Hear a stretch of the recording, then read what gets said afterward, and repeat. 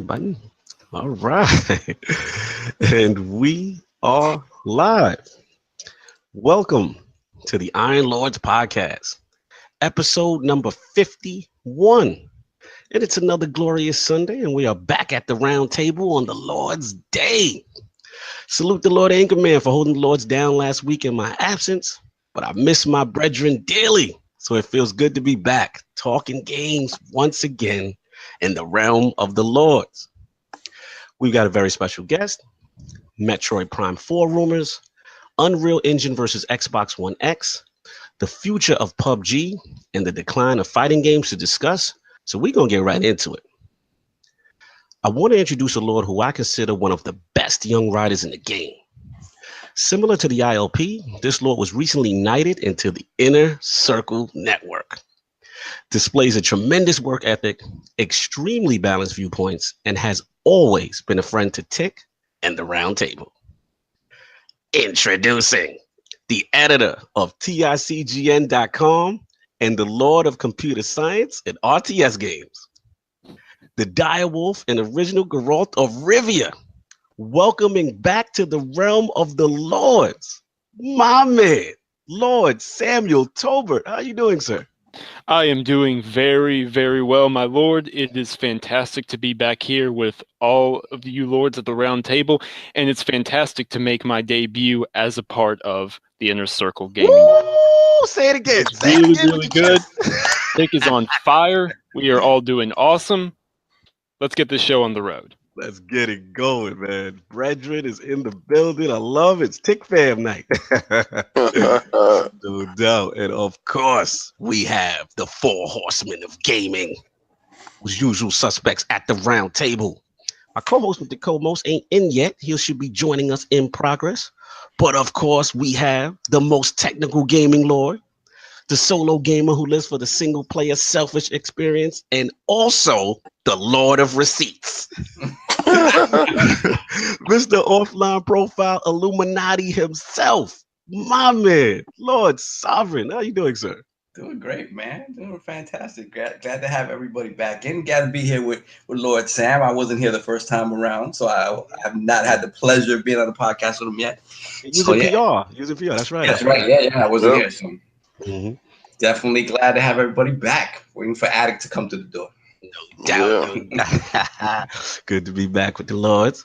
And of course, we have the Access Gamer. Ooh. The Lord of Combat Sports, who is a man of his convictions, demands nothing less than the premium experience, and is the Tiki Torch Extinguisher. Ooh. Beloved Lord King. How you doing, sir? I'm doing fantastic and bad at the same time. I mean, it's been a great week and it's been a terrible week. I lost two very dear people to me. One is my cousin, Brian Lorenzo Prey. He's 47 years old, too young to pass. And then I lost my binky. Ride or die, with you to the end, but what God removes, God replaces. So, in that whole thing, I bow my head at a moment of silence for them. But God put Fight Night in my soul. Man, let me tell you about Fight Night last night. I have to say this, right? I have to say the uptick, because, people used to tell you stupid stuff. You can't listen to regurgitated crap out of people's mouths, right? Because it's regurgitated crap. When they tell you that the fight game is falling off, when they tell you that boxing is at an all-time low, stop listening to them, man. Do your own thing. Yesterday, we had 3 powerful fights, right? So, one, we're going to talk about our people on England over abroad. We're going to talk about... Let's go. Yeah, there we go, man. They was in the building. Yeah, Chris Eubank Jr. versus Charles Rose, which is the champion. Now, in my opinion, Chris Eubank Jr. is a star, but he's being managed wrong, because a lot of times you got to cultivate these stars and you got to match them properly so they can shine. And then you give them great tests later on once they've built their confidence, once they've built their resume. his father, Chris Eubank, is his manager / promoter, and you know, sound like a sometimes Sugar Shane situation. right, and sometimes when the daddy's so close, the daddy might have confidence in the son and don't understand that the son is not ready yet. Well, he put his son in there with the champion Charles Groves. Charles Groves is at least a foot taller than his boy, with a longer reach and a nice right hand. And what you got for the evening was a thorough jabbing of the face and a smooth right hand to the side of the head. Chris Eubank, with all his gulliness, tried to fight through it, but he lost in a decision to Charles Groves. My hat's off to Charles Groves, and listened to all the crap Eubank Jr. was talking, and proceeded to lump the side of his face up to teach him the smooth lesson that you talk with your hands and not with your mouth. Damn. Then we had Devin Alexander versus my man Victor Ortiz. Now, my man, I quit. Yeah, I quit Victor Ortiz. Ain't that the dude that Floyd slapped with the bell hit and knocked him, leaned him a little bit? That's the boy that headbutted Floyd Mayweather out of frustration and proceeded to give him dap for 4 hours. What he did yesterday with Devin Alexander, those two semi-washed up individuals, and this is what I say with semi-washed up, when you get two people, when you get two fighters at the crossroads in their lives and they're fighting for that meal ticket, you get some of the best fights, brother. And these two hungry, washed up, like this crackhead fight. It's kind of it's bum fights. Bum fights. You do bum fights on YouTube. It was bum fights for high stakes bum fights. And these brothers proceeded to entertain you for 10 smooth rounds of hard fighting, which I thought Devin Alexander won, but in some weird poetic justice, a draw was given because Victor Ortiz was pushing the fight. And, you know, you had some people rooting for Victor Ortiz with their heart. Like, don't give up, brother. Keep fighting. He had a swollen eye, and he was in the mix. It was beautiful. But last night, the final fight, you had Danny Garcia versus Rios. Oh, my God. I don't have too many man crushes. I got my man crushes. Outside of your Lord and Savior Phil Spencer? Oh, you know what I'm saying? Like he's the only begotten son. Yeah, he's the only begotten son. So we're gonna have to keep him on a different pedal. But as we're talking about performers in these streets, Danny Garcia in this boxing ring is probably one of my favorite fighters. He is not the flashiest. He is not the best boxer. I don't know what's so special about him that I am enduring myself too, but I guess it's his Philly heart. The dude doesn't back down. He's like my dog, Sir Benjamin Johnson. Oh yeah, I found out about Sir Benjamin Johnson last night when I came over to Lord King's house. Yeah, listen, Sir Benjamin Johnson is not a year old yet, but Sir Benjamin Johnson will kill for the king. Let me tell you this, okay? Lord Cognito found out. I told him, do not take your hands out your pockets because he will remove your hands. Okay? Yeah, he's the original dire wolf, Lord said. Yes. Dog. Oh Lord. So last night, Danny Garcia and Rios, they were pitted against each other, and Rios is a come-at-you tank. Danny Garcia is a sharp-shooting boxer, slide to the slide, a hard-hitting counterpuncher. He hit Rios with a right hand that proceeded to remove his bodily functions from him. It short-circuited his brain with the right hand. His whole body leaned out like he faded out of the picture. Like somebody removed the battery from his spine because he was going good up until he froze him with the jab. Then the right hand came over the top. And it was over. And he tried to get up. Valiantly, Rios got up, and he was trying to fool the ref, like, I'm good, baby. I'm good. Just let me just do this. the ref called his bluff and said, "Walk to me." When he said "walk to me," his legs said, "What you talking about? You want to dance right now?"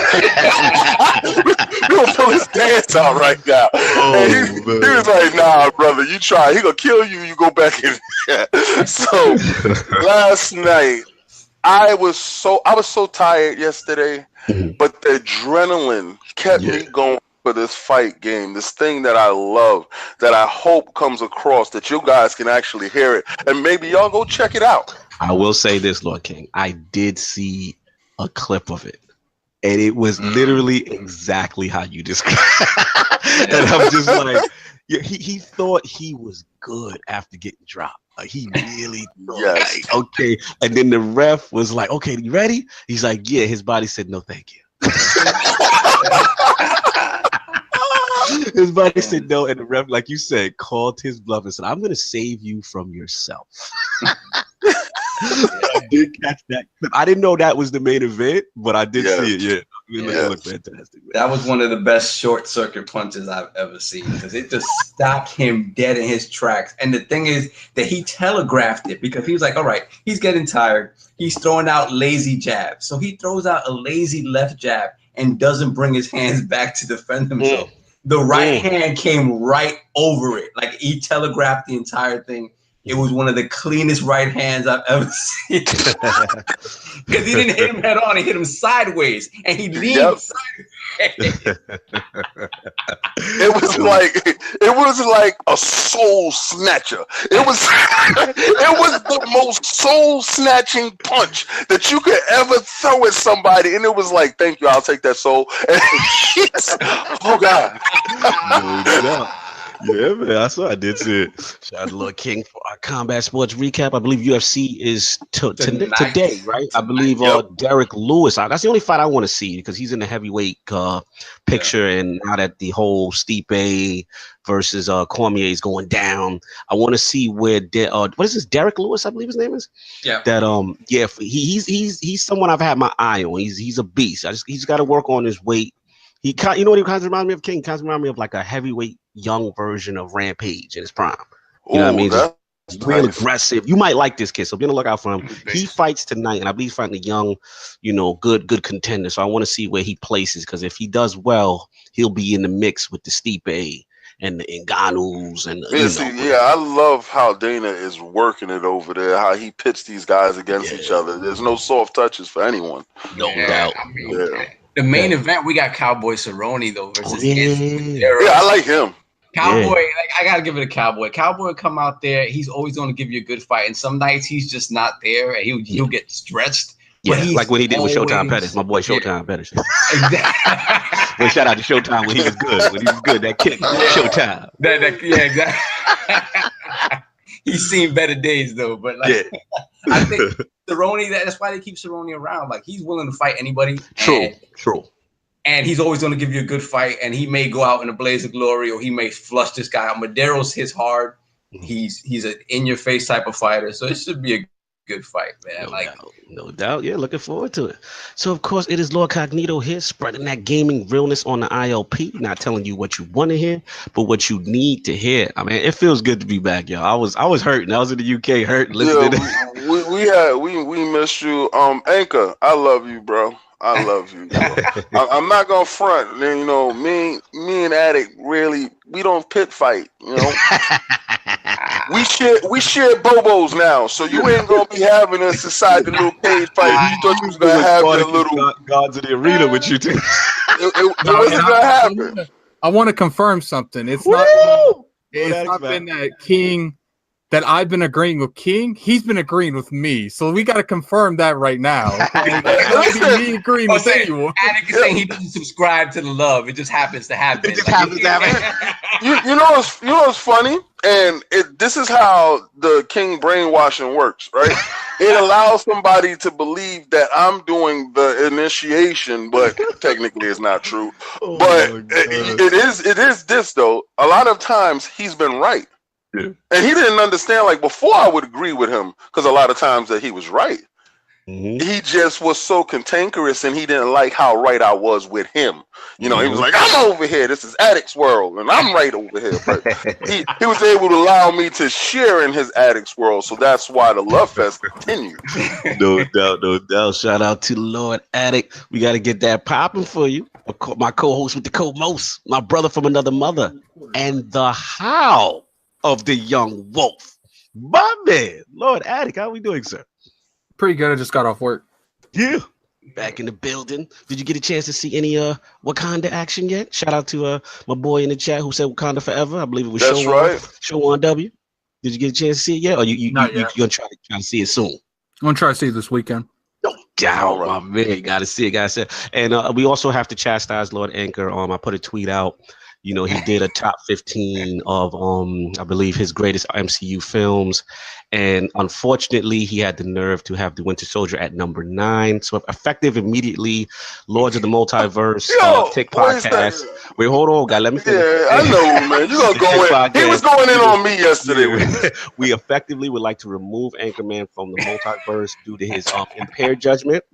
He must. I was going to say he must have been under duress in his situation when he typed Lord that. Sam, I have a feeling I want you to go over there. I think you'd be more reasonable. Yeah, Lord Sam, we have to make a petition. Someone with a balanced perspective and viewpoint, because we really have to save Anchorman from himself. He's due to call me sooner or later today. We got some business stuff to discuss, so don't you worry. I'll be reminding him. Don't be putting nonsense out like that. Winter Soldier number 9. Lord King, I know you want to chime in real quick. Yeah, I got it. First of all, I got to say this. I got to say Black Panther is the greatest movie I've ever seen in my life. All right, now how it may affect other people's, that's their business. Yeah. My love and my feeling for my people is so overwhelming to me. As I sat in the movie, I openly wept throughout the whole movie, to be honest with you. Powerful. I've only cried in one movie in my whole life, and that was Lion King. And I was just like, Notebook. No. You know, and I'm gonna say this. I'm gonna say that it's not King is sci-fi movie. No, nigga. I watched The Notebook. It's not that situation. But this movie affected me in a manner that I didn't expect. Yes. It's a movie that stands on its own without any superhero. It's a movie that has superhero elements. It's not a superhero movie. You're right. Yeah. It's on its own. Shout out to Lord Chicken Spaghetti. First time in the chat, he said blasphemous. Stephen A. Smith, but that's right. We got to all band together. We got to sign this petition to save Anchorman from himself. Okay, the Winter Soldier thing, he went in on me yesterday. We talked for at least an hour when Lord Cognito showed up, and he asked me my top Marvel movies, and he didn't like my ranking of Winter Soldier. I'm very disgusted with you. Yeah. Right? Yeah, you will have to have a sidebar. He didn't like the fact that I love Age of Ultron, and I love it for different reasons. God. I believe a movie is defined by the villain. All right. The motivations of each villain has to be in line with the heroes in an opposite direction. He has to have a motivation that he believes to be so pure and so right that if you look at it from his perspective, you're like, he is kind of right, though, but he's just doing it wrong. Like human genocide, because we are a cancer on this planet, is completely wrong. But he's not saying anything that's wrong. You know, so you have to say, man, I really feel for him as a sentient being becoming sentient and wanting to destroy the inferior because the dominant species always takes over. We have done it, and this is how it goes. I get that. I get that as a villain. Like as a villain, his motivations are amazing because he fully subjects to that. He prescribes to that completely, 100%. Right. My thing is the movie surrounding him. That's all it is. That's my and that's why it's my list. That's why it's my list. You understand? So Lord Cognito did not like where I put Winter Soldier on Civil War. Y'all gonna stop besmirching the great name of Winter Soldier. And I challenge y'all, because I swear y'all probably have not watched it within the last year. Rewatch that movie, because I'm telling y'all right now, I don't like Captain America. Lord Sov, Lord Kaibatsu, we was out in the parking lot with Lord Marlonius. We were all arguing at the end of this, at the end of Black Panther. Black Panther, I got to rewatch because to me, it's so impactful it's in its own thing, right? It's Yes. I need to rewatch. It's such a powerful movie, right? So I got to rewatch, and then I'm gonna come back and see where Black Panther, where I put that in the grand scope of things. But Winter Soldier, y'all gonna stop besmirching that. That is nearly a flawless film. But I'm gonna stop because I'm gonna leave that for the multiverse. I'm gonna stop. I think we all gonna have to join in on the multiverse. Yeah, it's gonna on have that to be one. an Iron Lord podcast, Invade multiverse, exactly, collaboration, ranking of the top MCU movies, right? Don't you love how they're volunteering me to be on another podcast a week? Yeah, you in. You gotta watch Black It's going to Panther. be an event. The Inner It's gonna Circle be an Civil event. War. You know what I'm saying? Shout out to Fave, shout out to Undead, shout out to Mike P. The Truth, the Premium Brit, all y'all. We are coming for Anchorman's credentials for MCU films. Shout out to Requeno, but Ragnarok is my second best film. So Lord, watch we your gonna mouth. We gonna get into these games. Now that we got Lord Sam here, he went through our combat sports and our MCU foolishness. Let's get to Lord Sam. What have you been playing this week, Lord Sam? Oh, good Lord. What have I not been playing this week? Let's see here. For starters, I have been playing, I mean, come on, you all know me. The X Enhanced patch for The Witcher hit, and I was like, right, bye, y'all. So I've been taking my time, enjoying that. I'm in no rush whatsoever to complete this playthrough. It's just like, a little bit here, a little bit there, enjoying that 60 frames, enjoying the higher res, the HDR. It's all such good stuff. Such a fantastic game, such an incredible story. CD Projekt Red, they are the devs. They're number one in my book. It's been awesome. Then, I don't know how many of you read my impressions, but I've been playing quite a bit of Crytek's new game that is in closed alpha called Hunt Showdown. Now, how many of you have heard of that? How many of you know Talk to us about about that. No, talk to me. Okay, so it was originally called Hunt Horrors of the Gilded Age back in 2014, but Crytek, as we all know, went through some extreme financial problems. A lot of studios got closed, unfortunately. Lost my goddamn Rise. Yes, don't even remind me about Rise. Let's not go down there right now. Ugh. But Crytek, the main studio in Germany, seems to be doing a lot better. And last year at E3, I had a chance to talk to some of the developers and see a private showing for this new game that had reemerged from the closed IP. Retitled Hunt Showdown. And the basic idea is it takes place in an alternate universe, 18th, 19th century. British Empire is at its height. But there's something wrong in the world. Colonies are disappearing. There's these mysterious creatures coming out of nowhere. It's all very gothic and otherworldly, very demonic, very disturbing. So you play, it's a multiplayer. We're playing a Mass Effect prequel, right? No, it's not a Mass Effect prequel. It's a multiplayer game where you can go in alone or with one other friend. You load up on all your equipment beforehand, so you got to choose how many Molotov cocktails you want to take, whether you want a double-barrel shotgun, a revolver, any of that stuff. And you go in, and the job you do is you take a contract to find and kill some particular beast. It might be a giant spider the size of a barn roof. It might be this butcher with like a twisted goat head and ragged limbs attached to its back. All very disturbing, visceral stuff. And what makes it really cool is if your character dies in that match, they die for good. Oh, so they have permadeath, almost like a permadeath kind of thing? Permadeath, yes. Nice. And you maintain a roster of hunters in your employ. Referred to as your bloodline in quotation marks. And so you choose which hunter you want to take. You can actually enter the match and then decide, nah, screw this, I'm leaving. And it's perfectly valid. You can just walk right out and you can do that.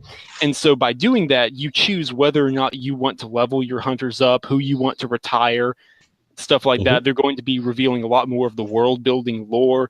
So it needs more optimization. It is definitely in closed alpha right now, but I encourage you all to pay attention. Definitely sounds like my kind of game, though. This sounds like a definite Lord Attic. I can see you with this big time. Here's the best way I can describe the setting.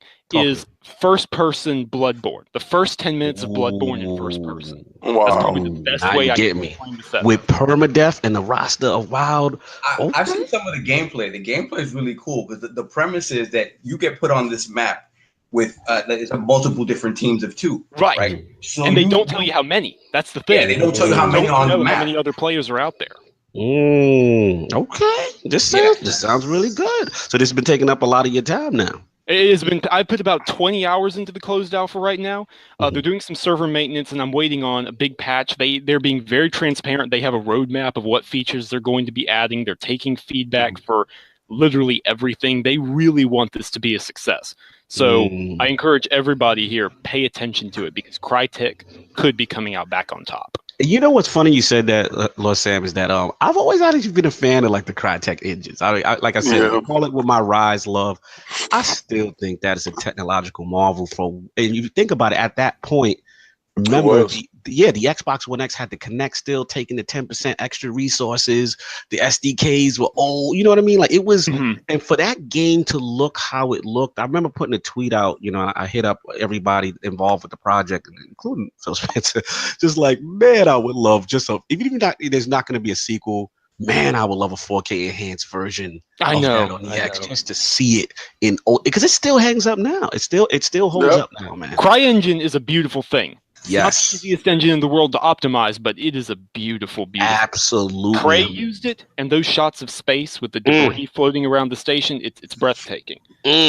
Absolutely. Too bad it was wrapped around a garbage game, but don't you get me started, King. No.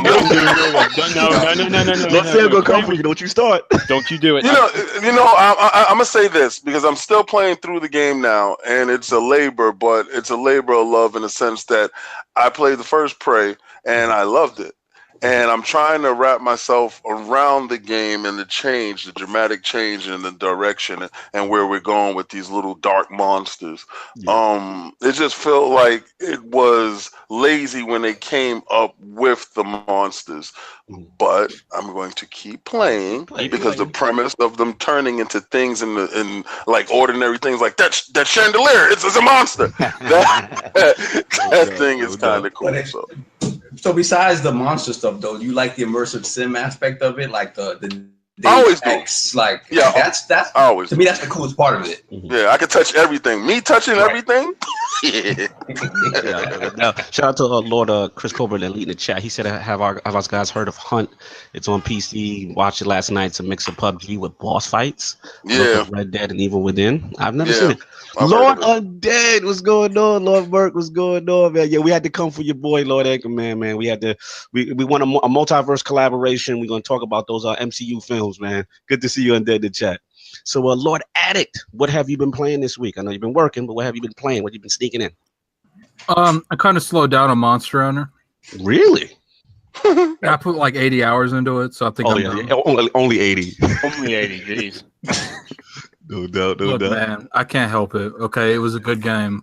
I'm not. You heard him use that word. Was. Just kind of burnt out, or just kind of like looking for, just actually started touching something else. There are stuff I can do afterwards. They're called Tempest fights, but it's like I don't really feel comfortable with like fighting stronger versions of the shit I'm fighting now. So you kind of feel it's getting. I'm like, and then Kid Smooth brought up the fact that I didn't play any of the big releases he bought last year, like Evil Within 2. So I was like, okay, that's fair. I'll go back and play them. No doubt. Now I heard due to the Twitter universe that you had the Howl of the Young Wolf had to go out onto your PlayStation selection. It looks like you had picked up some used PS4 games. I believe there were 3 of them, and looks like people were upset with your choice of Until Dawn being your favorite. I believe something to that effect. What's going on with that? Something happened. I can't really go into much of that. If you want my, I will address these people on Planet Xbox because this is a PG-rated show. Oh, that's true. For the children. We're doing it for the children. I can't go into what I want to say, but I would say I'm not happy with some certain individuals on YouTube right now. But you're gonna have to go into the Planet Xbox for the real version of that because I can't really go into what I want to say. Xbox news in the chat. They said The Last of Us, and they don't want to hear anything more from you. Hold on. Wait. What games did you pick up? Last. Here we go. Here we go. I picked up The Last of Us, Ratchet and Clank, and The Order 1886. Okay. What happened? What did you? People ain't happy that I'm playing The Order over the Last of Us. But all right, in your defense, explain to the people your logic as to why you picked The Order first. Because it's 8 hours versus like 12. Exactly. Okay. Makes sense. You want to blaze that out, and then you can get to what you need to get to. So they just mad at your order? At the order? That's all they're mad at? They're mad that they're mad that that I'm saying that as of right now, with my PlayStation games of like 3, I played Final Fantasy 7, I played 10, and I played Bloodborne, which I'm sorry, everyone in the chat, Bloodborne kind of trash. Oh, Chris Coleman's coming for you. No. Lord Sam, yo, Lord Sam, we have to talk about The debate is so strong right now. I'll let that one stand. You warned them I was coming, Lord Cognito, so just throwing the lures out left and right. There's a lot of besmirching going on. I want to state something. This is my house, you would guess. But we're all tick fair. Bang, bang. No, it's not that Bloodborne's a bad game. It's just I had to force myself to play. Maybe it's because I have Persona and stuff that I want to play more than it. So it's kind of like making me not want to play it more. But like I literally had to force myself to play that game. Okay, fair. That is your opinion. This is your assessment. We will let that rock. Shout out to the Lords of the Planet Xbox. I know they will be coming for your neck when they see you in that chat. I mean, it's whatever. They'll come for my neck all they want in the chat. They won't say it to my face. Lord Saul, what have you been playing this week? So this week, let me see. I finished Shadow of the Colossus again. Yeah, I heard that vehement argument between you and King. I heard that HDR battle. It wasn't an argument. It was just a disagreement. That's it. Yeah, we've been disagreeing for forever. We'll disagree to the day we die. But yeah, I finally finished it. Got through the Colossi. Yeah, it's just a beautiful game and the best way to play that game, definitely. So if you haven't played it, play that game. Let me see what else. They did have 3 tries at it to make it the best game. I give them that. And I'm sure in 10 years we'll probably see another remake of it. I'm pretty sure it'll be live action with real people next. Yeah, by that time. Absolutely. So what else? I played Celeste. That game is devious, man. That game is devious. To me, in terms of platforming this year, it's gonna be hard to beat. I need something really hard to beat. What'd you say, Lord Attic? What'd you say? I heard Celeste rumbling. What'd you say? I apologize. I thought I was muted. Oh, okay, sorry. You can mumble under your breath again. Lord, and then Bayonetta 2. Picked that up for the Switch. Man, I missed it on the Wii U. I had it fallen off my Wii U by the time it came out. Yeah, I got it for the Wii U. See it on the Switch, it runs beautifully, especially in handheld mode. It's still kind of, once you dock it, it's 720p across the board. So once you dock it, even with TVs that do good upscaling, it's still a little muddy, not pretty. Yeah. I'd rather it handheld, but it's a beautiful game to have on the go. No doubt. Shout out to Lord Brap in the chat. Good to see you, baby. That's what's up. What's up? Lord King, what have you been playing? I've been playing nothing but PUBG. Yo, my PUBG wolves, let me hear you howl, baby. They all in this chat right now. I'm going to tell you, the team is so thorough that they hit me up on social media like it was good with them guns. Yeah, I see you and Brap going at it. Shout out to Monkey Punch. I see all y'all getting listen, the whole squad is here. You got Singer, you got Brap, you got Monkey Punch. Word. That's my dude. Everybody, I have such a legion. Team is crazy. We have 4 or 5 groups running inside the chat. But the best feeling was yesterday. Shout out to Spineless Sinister, who was with me. We floated down, and as we're landing, we see one dude. I said, Sinister, let's get him. He's like, let's go. So we land. I'm duffing dude out. Dude runs in the house. He goes, he grabs a gun over the table. So I try to grab the bullets, but he grabbed the bullets. I'm like, yo, so what? I'm hitting it. He shot me twice in the stomach. Sinister runs in the house. He shoots Sinister. Sinister says, I'm 1 shot away. I said, I'm 1 shot away too. Let's just duff him out. Yeah. So I chase the dude up the steps, and I'm hitting him in the face. He runs and grabs a crowbar. At that moment in time, I turn around and said, where's Sinister? Sinister left me fighting dude by myself. So I looked at the window and I dove out the window. Boom! I run down the block. I run down the bar. Dude, he loaded his gun. He's shooting at me. I'm hopping. I'm jumping. I'm running. I ran inside the house. I grabbed some bandages. I rolled myself up. I'm like, Sinister, how the hell you left me? I was one shot away. He's a whole town away from me. Yo, so I grab a book bag. I load up. I get my helmet on. I get my guns right. I said, I'm going to go hunt this dude. This dude has to die because he made me run in and miss the battle. Right? That can't happen. You ain't going to chase me out of my barn. That was my barn. So Sinister's in the next town and he gets murdered. I said, good for you. Good for you. Because you left me in the middle of a jumping. No. Yes. Sinister, that Lord turned tail. Yes, the merc. The merc with the mouth left me in the middle of a battle. And the king actually went back and got Duke and took care of his business. That's right. That's right. Yeah.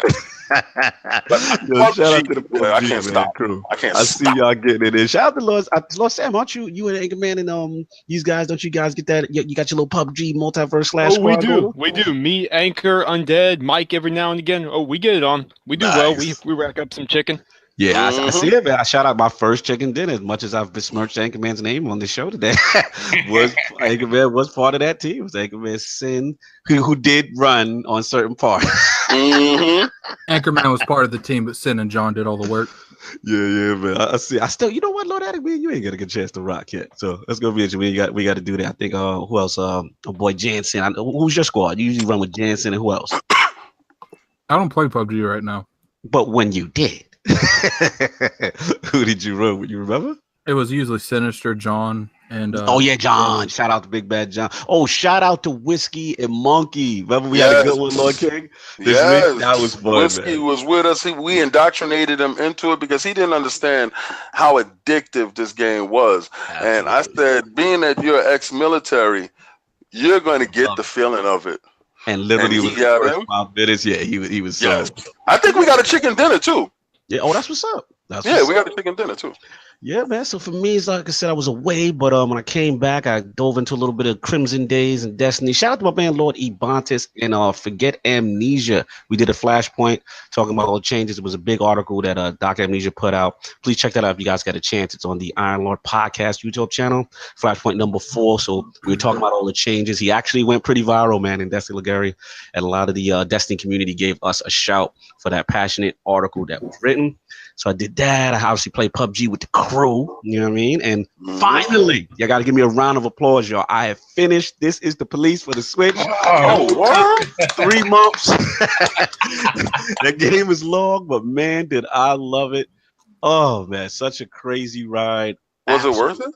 You know what? It was. It was, because what it built to, I didn't see coming without, giving out spoilers.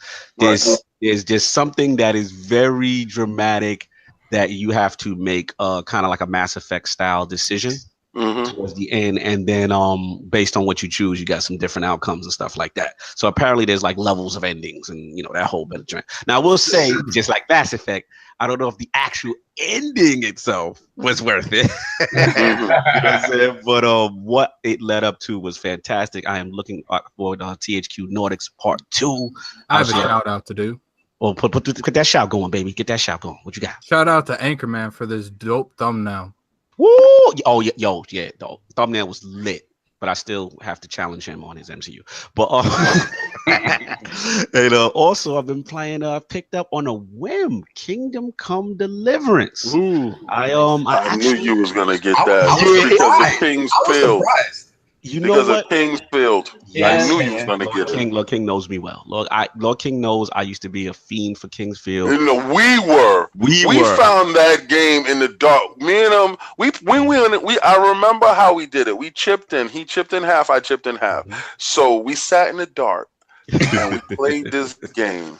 And it was a first person. It was, I guess it felt like the first Skyrim to us. Yes, it was like our first open world Skyrim where there's no direction, nothing really telling you what to do. Yeah. And you can go anywhere you want to go, And we were picking up things and we saw skeletons and we were like, oh my God, it's amazing. So that was my first one.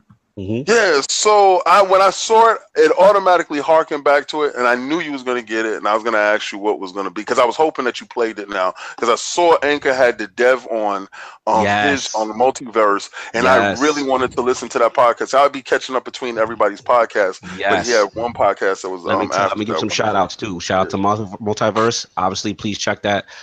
Shout out to Short Pause Gaming, my boy Lord Dude. We're gonna get him on soon. He had a great interview, I believe, with the community manager as well. They asked some real good questions about it. And also shout out to NLG. They're gonna have something going on tonight. Please check them out. Again, Kingdom Come Deliverance. I'm kind of championing the game. Look, I'll say this about it. It is so ambitious. It's like a realistic Skyrim. You're talking about open world, but you're talking about you got to eat, you got to sleep, you can get drunk, you can overeat, you know what I'm saying? It's just so many factors to it. And now I will admit there is some jank. There is some jank. There's some issues. There's some, some bugs. I believe this was, correct me if I'm wrong, Lord Sam, I believe this was initially like a Kickstarter crowdfunded game for years, right? For many years, yes. I believe began back in 2013. I'll have to look that up to verify, but I've been following it for some time. I remember back, the Kickstarter was announced years ago. It's been in development for a long time. Very ambitious.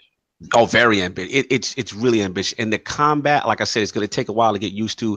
It kind of reminds me, in shout out to Lord Piccolo, short pause. It kind of reminds me of a Bushido Blade style.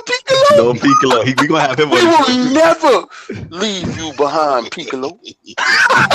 John told me that it's very one of those games where if you don't think you can take him, you can't take him. Yeah, man. It's you can also fight multiple people at once, which is what I like. You know what I'm saying? Because in the beginning is a scene, and it's like you and your little cohort friends, and you're up to mischievous stuff because they're trying to like guide you in the beginning. You can only do certain things, and they're like, "Yeah, let's go ransack and do some mischievous stuff to some person's house," and then it's like the dudes come and see you ransacking the house, and it's like it's your crew of three and their crew, and it's like, let's get it on. And then y'all fist fighting it out in the streets, Lord King. And it's like, but you can pilot your man. Like if your man get jumped, like, oh no, you're not gonna jump my man. I'm gonna hit you from behind. Like it's funny, and it's like it's a lot of complexity to it. I will say the combat may not be for everyone. It's one of those things that you could tell it if you master it, it could be real fun. So shout out to Kingdom Come Deliverance. Xbox One X, I believe, is the best version. Now, Digital Foundry just did something, I think 1400p. The rest are like 1080p on our stuff. The smoothest textures. We're still waiting for that day one patch to get the jank out, because there's a lot of jank. But Kingdom Come, and also I want to give one last shout out to Lord Dealer and the RDX crew, because if it wasn't for Dealer, who actually was the first person I seen tweet about the game, I wouldn't have known about it, and that's what kind of led me into it. And of course, we're the Iron Lord podcast, so it's Lords in this. Come on, you already know. No. So we're gonna get into these topics. You know what I'm saying? And but first, I got apologies last week for the poll not going up. As you guys know, I was in London. It was a garbage poll anyway. Like that. But the Lords of London internet were not cooperating for me to do anything or view anything from YouTube, so I could not put the poll. But we're gonna have a new poll cooking up, this week at the end of the show. So stay tuned. So we're gonna get into these topics. So actually, I'm gonna start off in place for Lord Addict, because I know he jumped in late. But some announcements going on. We got the 1440p announcement for, I believe, Xbox One X and all that other stuff. But I actually want to start off with Metroid Prime. Right. You know what I'm saying? Metroid Prime 4 rumors are abound.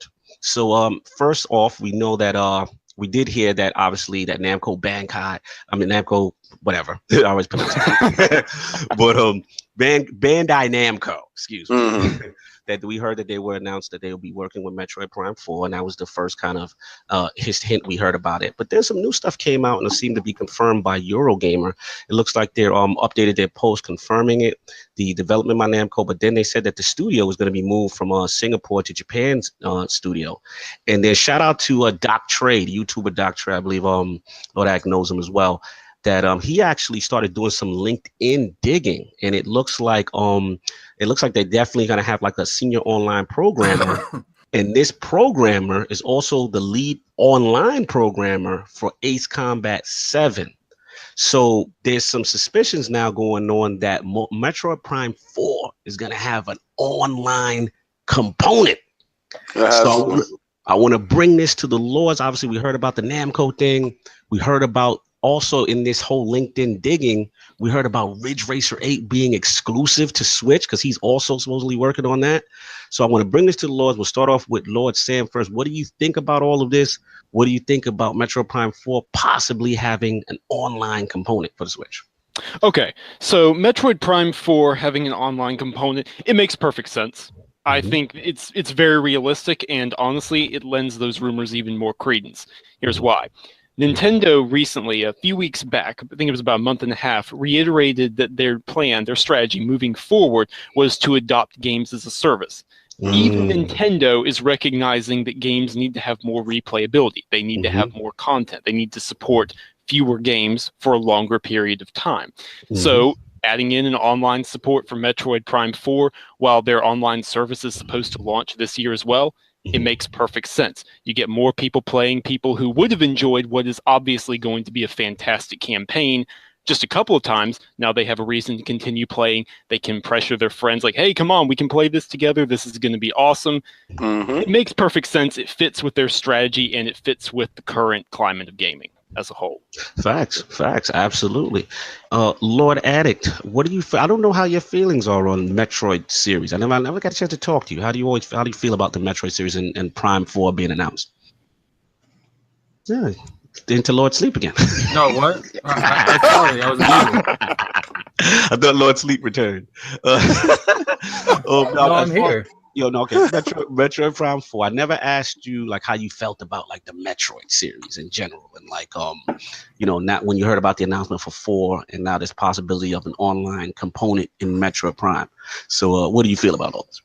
Well, first thing before I even go into this is King, you can't talk for this whole segment because I know you're going to talk. And, I don't feel like hearing it. I didn't really play any of the older ones because I was too young. I started with Metroid Prime. King, shut up. The young boy. I'll try Metroid Prime 4. I mean, it's, these days, like, there's very few of Nintendo's IPs that I actually mess with these days. Yeah, I can tell you've cooled on your Switch. Like, you've cooled big time. I can tell. All right. I see where you at with it. Lord Solve, Lord King, what you guys feel about these news? Why would you think I would talk during your segment? I just that was really random. But I understood that if you came in on playing any Metroid game, it would be Prime. So of course, your perspective on the series would be a little bit different than mine. I started when it was, the 2D, find everything, open up this segment to get to that segment type of thing, backtracking game. And when they went to the Prime format, which was still backtracking, it was still a great game, the first person stuff. Sorry, the chat is regurgitating Lord Sleep is bad. I'm sorry. I haven't seen Lord Sleep in a while. It was just bad funny. They're terrible. But I want to see Prime. I want to see what Evolution is going to be, because that crap that they released on the 3DS, the wetting of the bed that they put out there, where Federation Force. Yeah, just take that. No, I'm not. But I understood it was a test ground for their multiplayer. You know what Nintendo does is sometimes they throw out a random game with a good name on top of it to see if it it sticks. That's one of the games that you will forget about. Sometimes the games hit, like the Zelda Cross Swords. Remember that? Like it's 4 Zeldas running around on screen. So that was kind of weird, but they tried to do it again with the Metroid type of thing. And they just wanted to see what works and what they can push going forward. Like Lord Sam said, it's games as a service. Nintendo understands, and they see people making money over a long period of time off of one product. And what Nintendo's never did was drop the price of their games. But now they can implement parts in their games with DLC that can get more money and more value out of games. I think Nintendo sees that. They're going for that, and they're going to probably do it better than everyone else, being that their system is on dual format. No doubt. Shout out to Chris Colbert. He is going so hard on Lord Addict right now. He said, he Lord Sleep, but he awake on Planet X. Wow.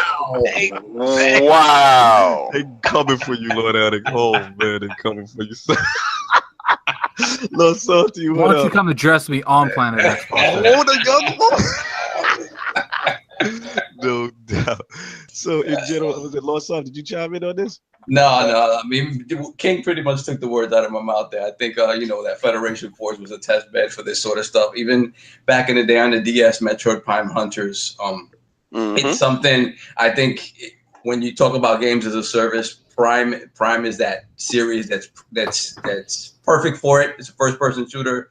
You can create a lot of content around that and keep people coming back besides a single-player campaign. I think Metroid, it's a perfect opportunity for them to take Metroid and elevate it to the level that a lot of people see it at, but it's not really at, in terms of the public consciousness. So it's going to be interesting to see what they do with it, and adding online is an obvious choice.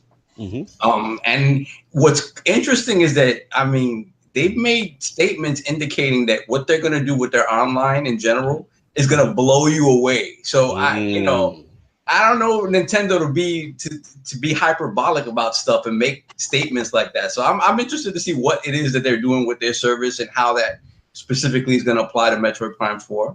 Should be. Yeah, I mean, I want to jump in too. I mean, this is kind of interesting. It's funny as much as I'm joking with Lord Addict and whatever, but it's just like, oh, shout out to the original NLGs in the chat. Oh man, shout out to Mullis, man, good to see you.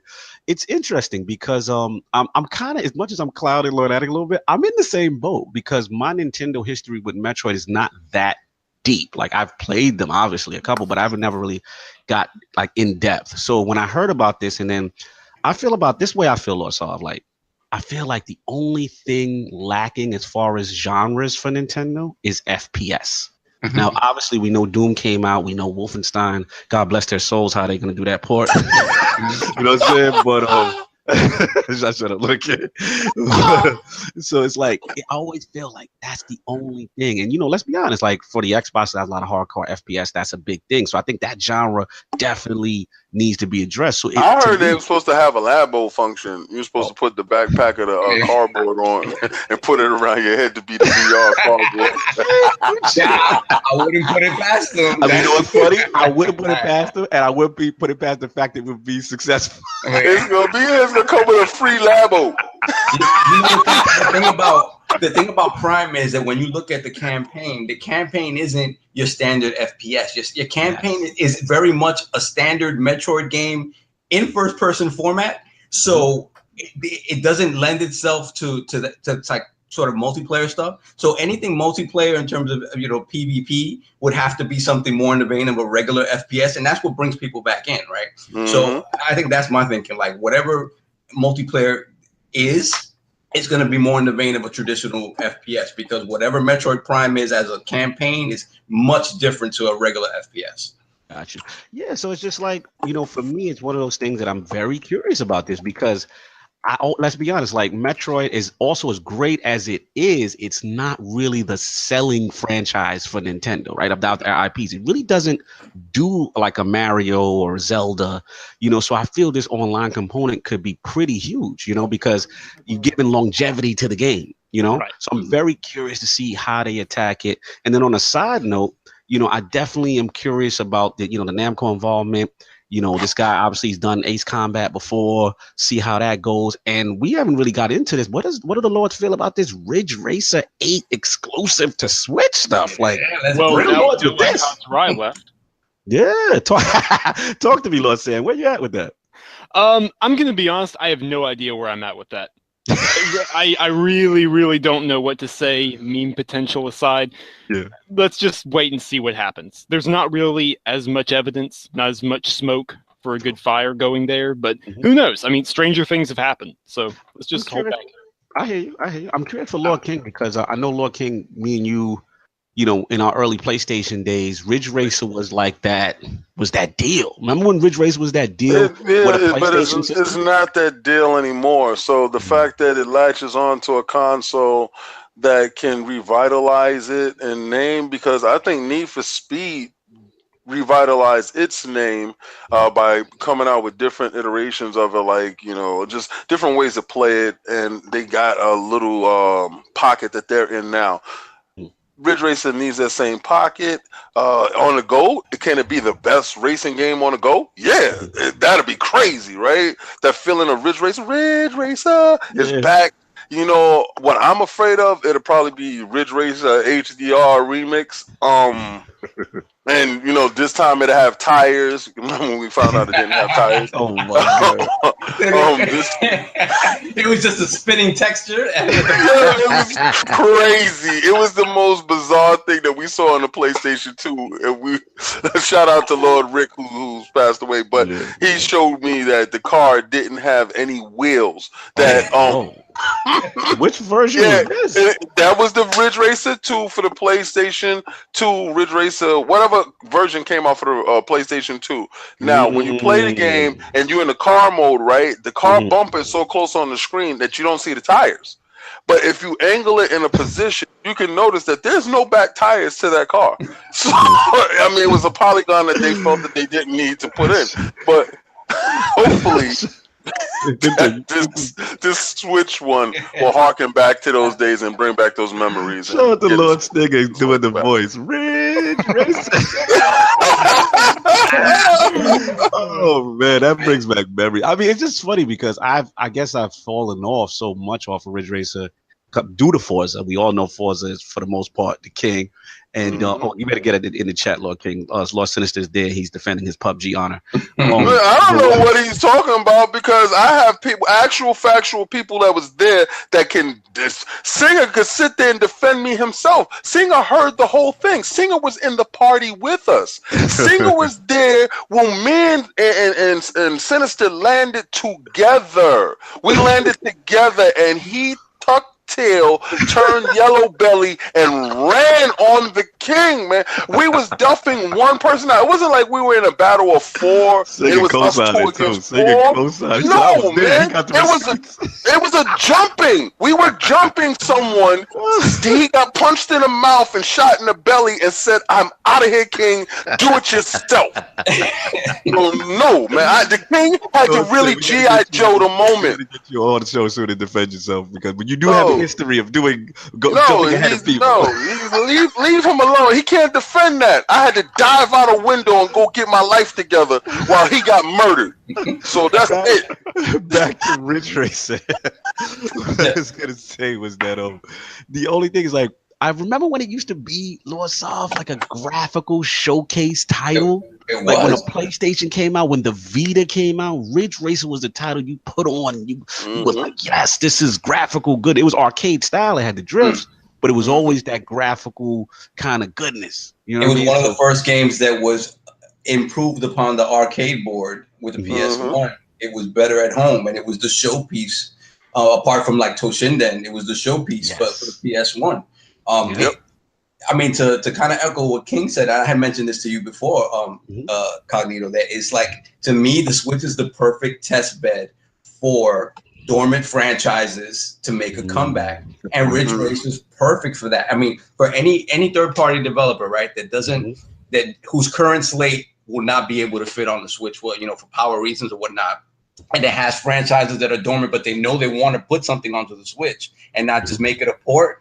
It's ideal for these franchises that haven't been used for a bunch of years to see where it goes. And Ridge Racer, there was nothing wrong with Ridge Racer apart from the fact that the field became so crowded that there was no place for it. But on the Switch, by itself, why not? No doubt. Yeah, man. I mean, I hear what the Lords are saying. It's going to be interesting to see how it does. Back to Metroid. I'm very excited about this online component. You know, even if they just do like some type of I don't know, what is it, 6v6, 30 frames. I'm good with the 30, as long as it has some deep mechanics and, just to keep that game alive. And I think, like you said, Lord Saul, like keep like game as a service, doing something. I think this is strategic for what you call it specifically, for Metroid specifically, because they have to do something to kind of reinvigorate that from a sales perspective. It needs to sell more, you know what I mean? That kind of thing. So yeah, man, that's what I got on Metroid Prime 4. Anything else for the Lord before we move on? All right. So we're gonna go on to the next topic. We got the Xbox One just made an announcement. I know Tick Podcast actually went into it, so we talk about this briefly.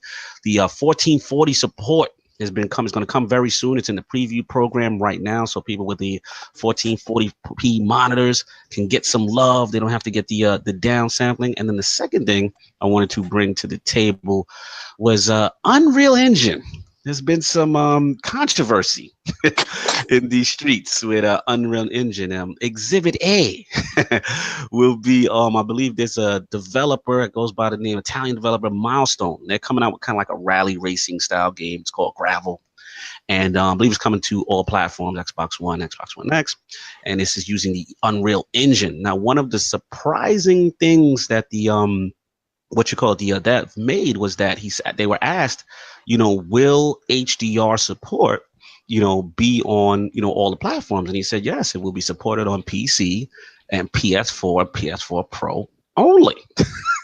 So at that point, they were asked again, like, can you explain why HDR won't be available on Microsoft's console? So their answer was that when the dev started, that the Unreal 4 didn't support HDR on the platform yet. And that's the reason behind the absence. So that's Exhibit A. Exhibit B, and shout out to Lord Kaibatsu. We have been on Harada. We've been on his bumper. We've been on his neck about Tekken 7 and when the Xbox One enhance will come. Because as we know, the PS4 Pro does have an enhancement. I believe it gets it up to about 1080p. So correct me if I'm wrong, Lord Sam. I'm not sure, but I don't believe it's 4K on PS4 Pro. No, it's not. Yeah, it's not, right? So so basically Harada, for the first time after radio silence and tweets after tweets about what's going on with Tekken 7, as we all know, it used the Unreal Engine. And he said basically that it will require a hefty update, due to the new hardware inside the Xbox One X and the way memory is accessed. He said the spec is enough because obviously Tekken 7 is 4K compatible with Steam, but he said again it requires this significant update to the Unreal Engine, and there is no plans for Tekken 7 Xbox One X enhancements on the radar right now. So I want to bring this to the Lords. Obviously, we know about the 1440p stuff, but I really want to also dig in on this Unreal Engine situation. And what do we feel about, whether it's the dev or whether it's the Xbox One X, about this whole thing with having to optimize games on it? Let's start with Lord Sam, our guest. Okay, so obviously it's not going to be the exact same scenario no matter what it is. The reason Unreal Engine is so incredibly popular, aside from the fact that it's very open source, you can modify a lot, is because, again, the fact that it's so open source. You can modify the bejesus out of that thing. That's why it's so popular, particularly for third-party games and third-person games. Very easy to use engine, very easy to learn how. It's recommended to beginning programmers alongside Unity. You can do some impressive stuff. I'm going to be careful how I say this. I think it's going to come down to effort. Obviously, it depends on what customizations you've made. Like, okay, I don't know the details of what Tekken 7 is doing, what customized code they've gotten there. Maybe that makes certain things more difficult than others. That's just the way it is. But I will say this. Gears of War 4 is on Unreal Engine 2. You stole my point. And the Coalition, now granted, the Coalition are wizards of software and hardware. That is true. They have some of the best, most talented devs on the planet, in my opinion, when it comes to the technology. Gears of War 4, as far as I'm concerned, is the most optimized game on the planet.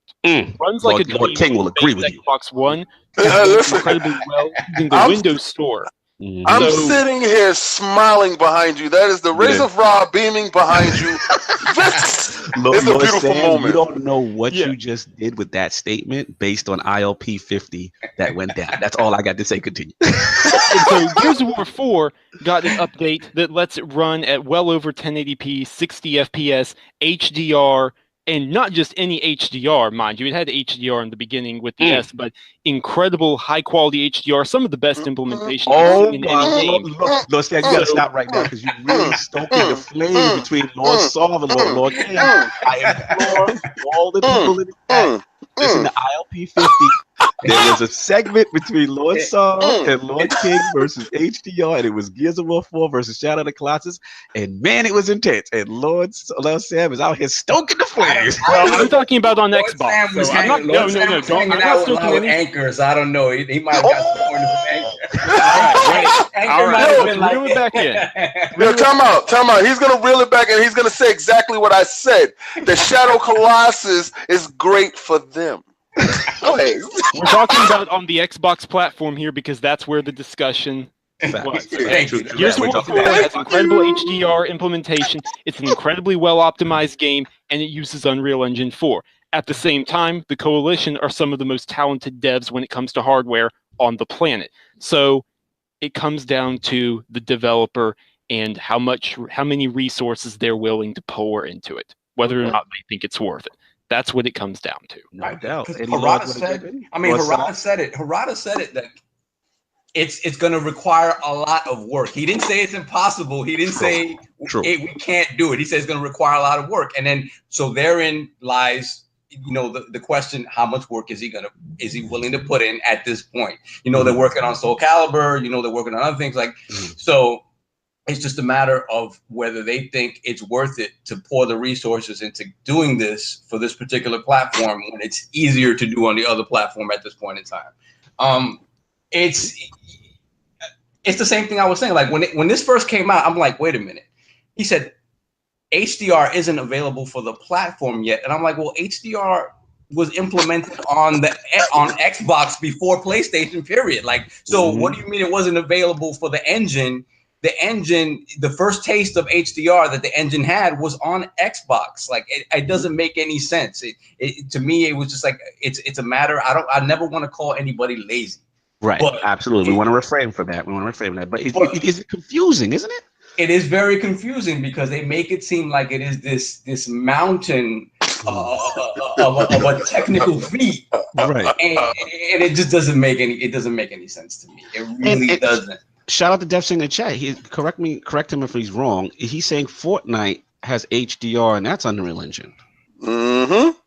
There's just some confusion I have. I can tell you what it is. Oh boy, here we go. I can tell you what it is. Illuminati no, it's not. It's not even that. It's not even that. It's you know what they did? They said, all right, let's slap this together. They probably had a couple of developers working on it. And they said, let's slap this together. And they thought that it was going to fly under the radar. They was trying to do it like how they moved back in the days. You can't move like that anymore. These dudes are dissecting every last patch, every last DLC, every piece of code. You have people digging through code to look at what was thrown away to say, oh, he didn't do this. They're calling devs out now. So no more of that. And I'm not calling any dev lazy. What I'm trying to tell you is don't put it out if it's not ready. Don't half bake anything if it's not ready, because you will be dragged through these streets, and these guys with these tiki torches and these khakis are not playing. You understand? Like, he turned something that was supposed to be a positive into a complete negative. How would you say that Unreal Engine 4, it's real hard to put the HDR in it? Retard? Let me explain one part to you. It's baked into the system. So when you say that and you have other games using Unreal Engine and your game can't, you're looking wrong. You're looking bad. So they shouldn't have baked it. They should have just waited. Now, mind you, Tekken 7 on Xbox One was undercooked from the beginning. It was like 720. It was like 720. It just seemed like the same amount of effort was not put in to get it at least closer up to speed with the PlayStation version. So from the beginning, so at this point, it just seems like and then shout out to Lord Brap because he sort of echoes what I said, like dev costs. They're looking at it from a business perspective saying, okay, at this point in the life cycle of the game, right, is it worth it putting this amount of money and resources into it? Who's going to still be playing this game? But here's the thing, Lord Soft. And this is where I slightly disagree, is because we've all seen, since the Xbox One X has jumped out, right? We've all seen that Digital Foundry is the first to jump on these patches. It's almost free publicity to get an Xbox One X patch, and they do these comparison videos, right?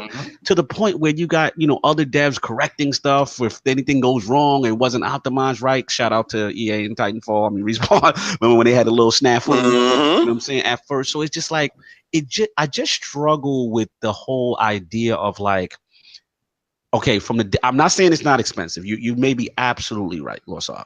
Like it could be a dev cost thing, but I just struggled that like by not patching Tekken 7 on Xbox One X, like how does that benefit you? I just don't see it. You know what I mean? As far as like if it was a patch, I could see so much pub coming to it. People, it kind of revitalizes the game. People are playing. Look, like Lord saying, like he's going back to Witcher right now. Oh yeah, that was one of those games. You're right. Exactly. He's going way back. People are digging in the crates on the Xbox One X just to see what a 4K enhancement can be. And my thing is, okay, even if they can't do 4K or 1440p, can we get it to 1080p? I mean, on a PS4 Pro, it's 1080p. Like, can we at least get that? I just feel like, again, I don't want to say lazy. Never want to disrespect the dev, and shout out to the Lord of Computer Science, Lord Salmon here. I will never do that. We're techies, but it just feels odd to me that they look at it like wouldn't be a benefit. You can call it out. It's perfectly acceptable to call out the decision as very odd, in particular when there's other contradictory examples out there. Exactly. This is so strange to me. Lord Addict, I know you're not the biggest Tekken guy, but like, where are you at as far as this whole thing? As far as Unreal and, devs, as far as the Namco situation and also this game Gravel, I believe that's supposed to be has HDR on PS4, but not on Xbox. I guess if people want to take pitchforks for them, let them. You have no bearing on this. You can't not. So what if it was a game highlighted about a game, but it's gameplay? I'm tired of that. I understand. But he's not okay. He's coming from a standpoint where he doesn't have 4K and he doesn't have HDR, so it's not in his wheelhouse to say I really care about that. 1080p, and I had a 1080p TV. I was still the same way. I'm tired of developers looking about more what a game looks like than what it plays like. No, I understand that about what your priorities, but my question is based on the format of what we've seen so far. We've been seeing like all these titles getting announced that are supposed to be Xbox One X enhanced, right? But for whatever reason, this particular title, when we've seen other examples when, games have been, upgraded, even on PS4 Pro, you don't have any issue on that. You have any stance on that? I really don't care. Fair enough. Yeah. Shout out to Brap in the chat. He's like, yeah, guys, remember it's a small group of gamers going back to patch games. So he's just saying from a resource standpoint, he's saying that might be a factor. Any other lords want to jump in before we move on? All right, everyone's good. All right. So that's what I had on that. And actually, we didn't really talk about what the lords felt about the 1440p monitor functionality added for Xbox One X is in preview program right now. Anything that they add to give other options, give you more options to any game, I love it. I'm down with it. If more resolution modes is available to help whoever has what to get the best out of their game and their television setup and their audio setup, yes, I'm down with all of that. Absolutely. Yeah. All right. We are going to move on. Lord King, you've been out here in these PUBG streets. What's going on? All right, so PUBG is doing record numbers, and everybody's playing this game in droves. You have teams, everybody's getting on this game. So, and it's in the preview program, and constantly what I receive from people talking to me and tweeting and getting at me, did they patch it up? Did they do this? Did this happen to it? Because maybe they got on the game and they didn't like it was herky jerky in the beginning. Maybe they got on the game and they didn't like the resolution in the beginning. But the game has been constantly evolving week to week with updates like regularly. that's fixing and enhancing the gameplay. They're changing stuff around because they listen to what's working and what's not working. Remember, it's coming from a PC space to a console space. So in doing so, you have to change other things around, tweak other things, because the gameplay is completely different when you're playing against PC and console. Now, my thing is, being that if games are in the preview program, should they have a higher level of transparency to show a roadmap going forward, so the investors and people that are investing in the game can have confidence in the game, that the game is going to move forward at a timely fashion, like different checkpoints. This time we will be here. At this time we should be here. And if they are not at that point, should they be held to a different standard? Because some games go into development and they don't have to go under the scrutiny. But if you put your game out and you're asking for money for your game while it's being developed, shouldn't you be held to a higher standard and a higher level of transparency going forward? Lord Sam, what do you feel, I guess? Lord Sam disappeared on us. He's muted. All right. Any other Lord Sam is the new Lord Sam's down. We have moved the title. Yeah. Lord Sam, you want to jump in? Yeah, definitely. I think any game in a preview program should have a roadmap for people who buy into the game at an early stage, and they should give them an indication of where they want to take the game. Now, in terms of giving them concrete points that they're going to be at specific time frames, I think that's a little tougher. I mean, when you talk about resources and how they use those resources as the money comes in, and team size, stuff like that, as it fluctuates, it's not an easy thing to set goalposts and say we're going to be here at this time, because chances are they're going to disappoint people with that. But I do think a general roadmap for where they want to take the game does wonders to keep people invested in your vision for the game, and be willing to have a willingness to keep giving you money. Because when you look at something like Ark, right, when Ark it initially came out, it had a roadmap for where it was going initially, and then when they announced that they were charging, they had DLC and they wanted you to pay for that in addition to that, right, some people went up in arms. But at the same time, it was a fork in the road from the initial roadmap that they had. So when they saw what the content was, and when they saw where they wanted to take it, obviously people were miffed at having to pay extra money for it, but at the same time they understood that they wanted to take it to a place where they felt the players would be happy with the game, or happier with the game. So I think it's in their best interest to give as much of a detailed explanation of what they want to do with that game in the long term and where they want it to be. And I just think it gets people like King, who generally doesn't subscribe to stuff like this, it would get you more invested and more willing to drop that cash on something that's unproven. Okay, fair enough. Yeah, I mean, this is a good one. I love this topic by Lord King, because we all get into the whole game preview ethics, so to speak, right? And we're paying for a price for a game that's in preview, but at the same time, what obligation does the dev have to the community to let them know? And I think I'm of the mindset right now where it's like, I feel they kind of have to do, if you're not going to do a roadmap, kind of like shout out to Bungie now, who's finally kind of really implementing that we kind of seen, okay, this date we're getting this date we're getting that.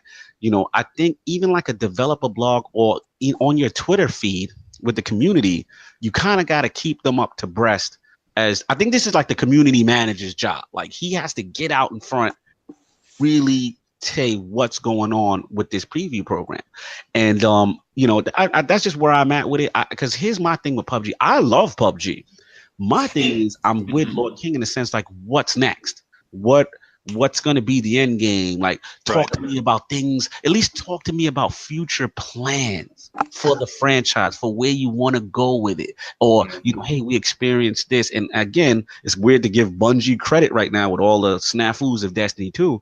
But, when I've been doing these flashpoints with Lordy Bontis is that this is what they're finally doing. This is what we've been wanting for the longest. Tell us what we're getting, at least if you can't give us a hard and fast commitment date, at least tell us, okay, this is, spring of what we're looking to add this. This is when we're hoping to reach these deadlines or guidelines or stuff like that. So that's what I got. What do the rest of the Lords feel about this? No, I agree. I mean, even, again, the game I talked about much earlier, Hunt Showdown, which is in a closed testing alpha, it's years away from being completely finished. They still have a roadmap of the features, types of weapons, and all the different stuff they're going to be adding. Now, I love PUBG. Okay, I love it. I play multiple games almost every single day if I can. It's fantastic. If you're with a squad, there's really nothing quite like it. It is in preview. It is, yes.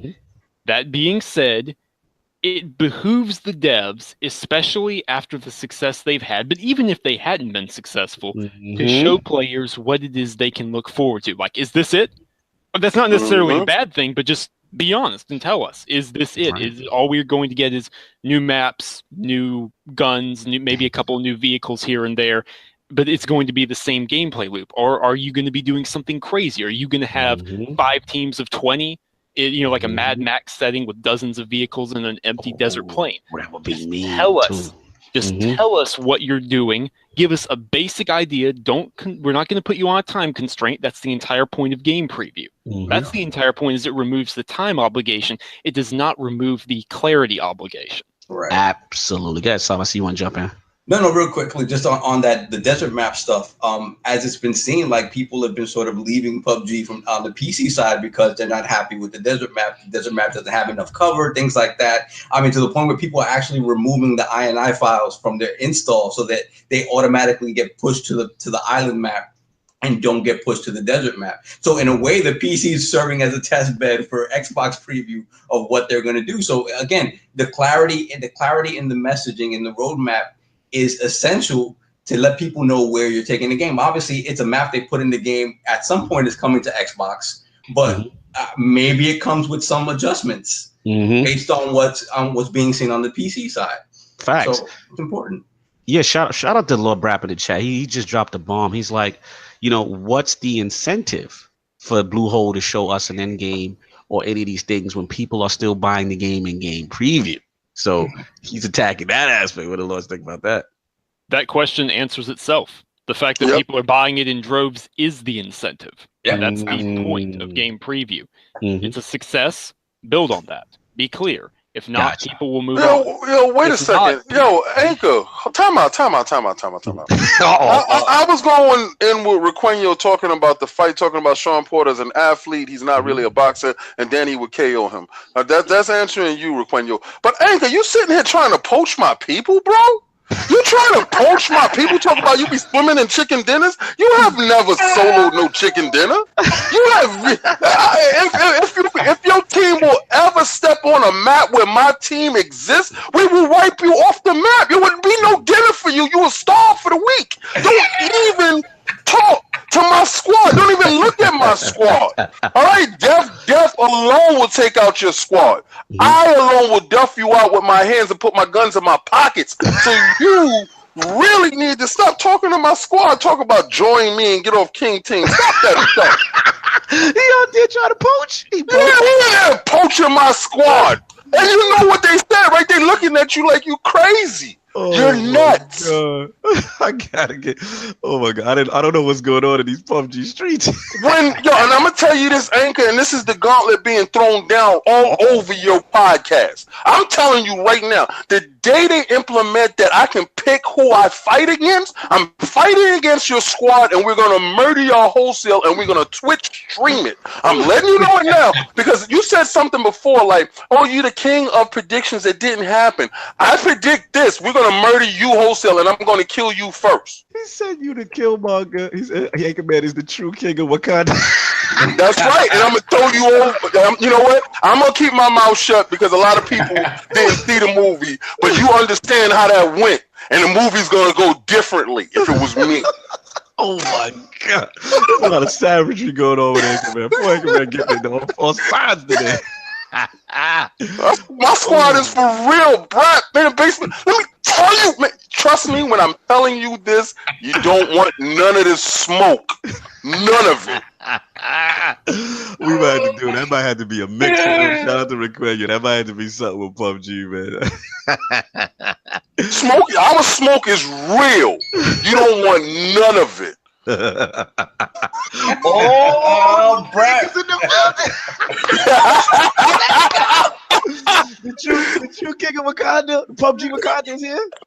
He ain't the true king of Wakanda. He understand that. Because all I do is.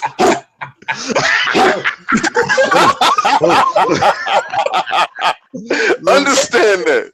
What's going on? You fresh off from seeing Black Panther? What's going on? I just got out of the theater. I just got home. What's up? I had to let you defend your honor. You've been besmirched throughout this entire podcast, including me. I talked foully. I threw dirt on your name. Who else? King is in here. So we got Black Panther stuff real quick. I know you just saw it. We were not going to do spoilers, that kind of thing. And then also you can defend your honor with PUBG. The floor is yours, Lord Anchor. I have no honor I don't have to defend my honor. If you've seen the end of PUBG or not, at the end of Black Panther, you know what happens. Yeah, you came out looking for the parlay, and I'm not giving none. Understand?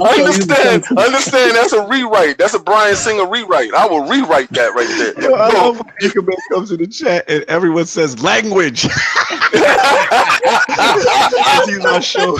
I think it's shout out to your relevant native. Oh my God, he's killing me with the. It's so funny whenever the Lord slip up.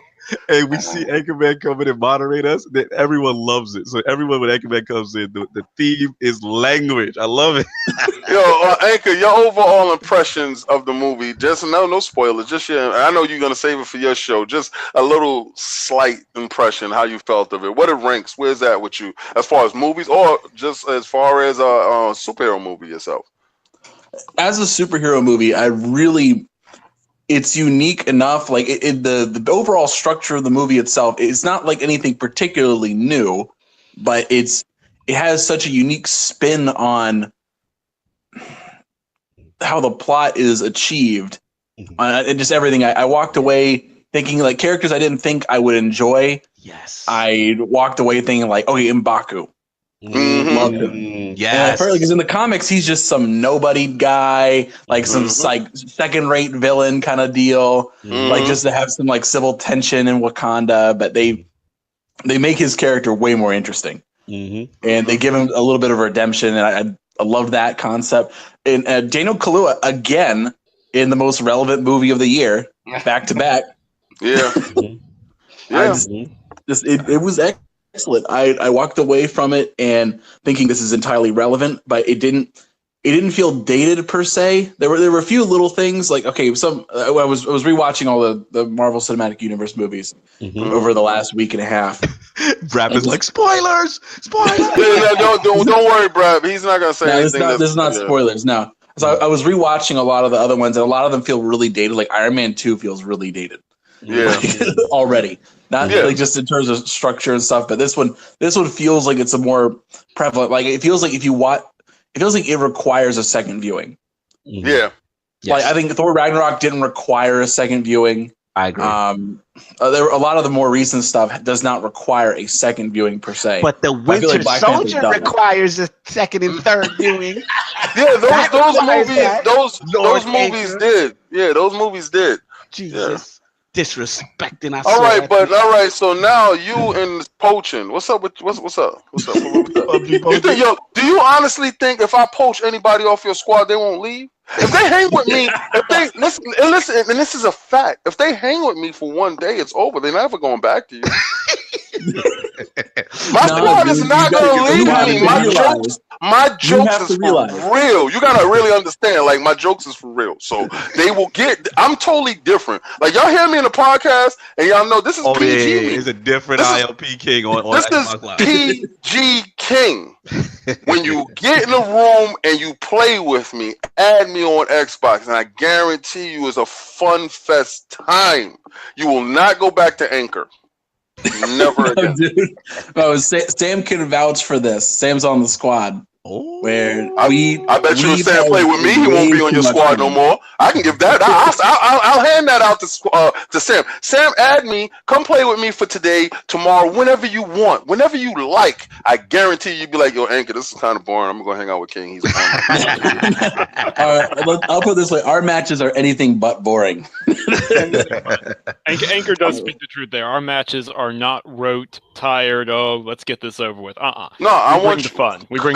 What was the one we were playing last week, or it was on Friday? It was on Friday, and we were playing one match, and this is in the same match. I think about it. I got when I play PUBG, every other match now I get disconnected from the group, so I have to drop it a little bit later, and so I have to make my way back to where the squad is. I don't drop with the rest of the squad. And so I normally make it back. I think I've maybe died twice out of the 100 drops or so, where I don't make it back to the squad. But this last time we were playing, I think we dropped your power Bare Feet Gang. That's me. Yes. Yeah, Bare Feet Gang. Shout out. That's us. But we ended up doing it, and what was it? I picked up a Jeep, but I didn't have any weapons, and so Sam. You know, this sounds boring, right? I gave a story that was super exciting, and you're just telling me about a Jeep and you wandering back to a nation. No. I'm getting to it. Let's get to it. So the deal is we're coming back, and so I'm bringing the Jeep over to pick them up, and we're inside the city, and it's real close, real dense, and I can't really maneuver the Jeep around too much. And so I just picked up Undead, and I was about to pick up Sam, I think. And so I see, and there's a guy right there with a AK, and he's like, oh snap! And so Undead jumps out of the Jeep. I jump out of the Jeep. Undead's trying to get position and cover. I run up to him, bare fist, and starts punching him in the face. No weapon, and he's just confused. He's like, what the hell's going on? So I got him kind of weak, but like I got knocked down. But the dude was so confused. So you just told me a story that you hopped out of Jeep bare-fisted and got shot and put on your knees. No, we killed him. No, you didn't kill anybody because you was on your knees. This is what you're telling me right now, right? I can give you a scenario. I can give you a scenario when we stole a package and Brap sat there and got the chicken dinner. I can tell you that. I can tell you that story. I can tell you that we actively hunt packages. I can tell you if you see a package, we take a package. You get the chicken dinner? Yes, I've forgotten chicken dinners. See, the thing is, I get so many chicken dinners, I don't have to sit there and take pictures and post them. I don't. You know why? Because they're just like it's like, oh, chicken dinner. Shout out to Punch, Monkey Punch, Squad MVP. He's in here. He'll tell you. Chicken dinners, we eat well over here. But trust me when I tell you, they will leave your squad to hang with me. Let me ask you this question. Now, we jumped on the PUBG roadmap topic. So my question to you, because I saw you made a comment about this, that Lord King has to suffer for dropping his morals for the game. Yeah, I did. What do you feel about this whole topic in reference to preview program maybe being more transparent with roadmaps, or should they be mandatory? What's your whole thought process on that? In general, I think for game preview games, I think having a roadmap is almost required. I think that it does need to have some sort of roadmap. I think a good example is like what's the game? It was showed at E3 2016. It went to game preview. It's still there now, but it's supposed to be getting out of there pretty quickly. We Happy Few? We roadmap, and they show pretty regularly, okay, this is what the plan is. Okay. I think for a game like that, where it's in there for a long time, and it's about adding more content than anything else, I think, you show a roadmap. Now, my next question to you is, though. Okay, continue. I'm sorry, I interrupted you. Yeah, I was like, with PUBG though, I don't really think they require a roadmap because they update it so frequently, and the game already came out of early access on PC. It didn't matter. It came out. And so we know it's coming out on Xbox. It's just about more stability patches and adding that other map. We're done. Gotcha. Like we know what's coming. So your feeling is, as far as a preview program in general, like you with the whole roadmap, but your whole thing is because PUBG has already been released on PC. This is a unique situation. We've already known what's happening over there, that there's no requirement on their end. Even to Lord Brad's point with there's as far as incentive with the fact that they're making so much money and the success of PUBG. I don't think they're obligated to. When a game's already out on PC, it's already had its full release. You know what the ultimate goal is. Gotcha. Like get it to the PC version. Gotcha. And if you can do that, you have no need to have your own like officially stated roadmap because it should be apparently clear. But on the other hand, like if it's a game where it's like, okay, like We Happy Few is the one I normally go to, or The Long Dark, where the game has not come out on any platform yet. It's on early access. I think you do need to have some sort of roadmap. All right, fair enough. Okay. Fair enough. So anybody got anything left on the whole PUBG situation and the whose clan is better and all the kind of stuff? Now, what I would like is, since it's on Xbox and everybody's got the squad, because we all know squad is so much fun. Like squad is where it's at. Squad is where it's at. I totally agree with what you're saying. Like, I would love them to have for the Xbox, like really utilize, the Azure and the cloud servers and be able to either host or get your own, squads versus squad. Or private server, so we can just all be part of that 100. You know what I mean? Yeah. Almost like a 1 versus 100 PUBG. Yeah. Like, let's go. Let's make that. That's a strength of the platform. Let's utilize it. And I really hope with the success of this game, because it's so much fun. I watch Lord King all the time. I jump in there with you guys as much as I can. I see the crew. Lord Anchor, I've run with you as well. I see the crew. I see the fun. And how fun would it be? Would be like the entire Tick network. You know what I mean? Inside PUBG versus whatever, like it would just be so. I think the potential of this game is so great, and I also just want end game stuff. No disrespect, having a mock neck shirt and shoes, it's nice, but like just something else from an end game perspective to keep you also coming back, because it is so addictive. Well, we got loot crates. You get your loot crates. Yeah, but I just want, more than cosmetics, something. I just want to see how they implement that. You know what I mean? Because we know Battle Royale is fun and that it's addicting. I just also want, like, I don't know, maybe some prestige kind of things to reward the people like you. They will always have to be cosmetic, though, regardless to what. You can't even start a match with something that gives you any form of advantage because it takes away from the whole of the game. The purity of the game, the only reason why I play this over Fortnite, and this is the only reason why, at its super base level, it's in its purest form. The purest form is the fright of when you look over and you're falling out of the sky with your backpack and the guy opens his chute next to you. Now, you say to yourself, am I going to run from this dude or am I going to confront this dude? And he's saying the same thing. And in that raw nature of it, that's where the complexity lies, because you have the fight or flight moment, and that's where the game is at its best. And then your team comes into it, and your boy comes over and he helps you. Like Angus said, he got down on his knees, but his team took the dude out. How good did that feel? And you saying, pick me up. Let's go. That felt great. You jumped in the Jeep and you proceeded to go on and get the loot a house. And the camaraderie that you share in this game, I think is the best team building, because you get to learn people's tendencies. Yes. Like, get in the tub. Yo, shout out to Lord Sinister for brainwashing Lord Big Bad John. Get in the tub.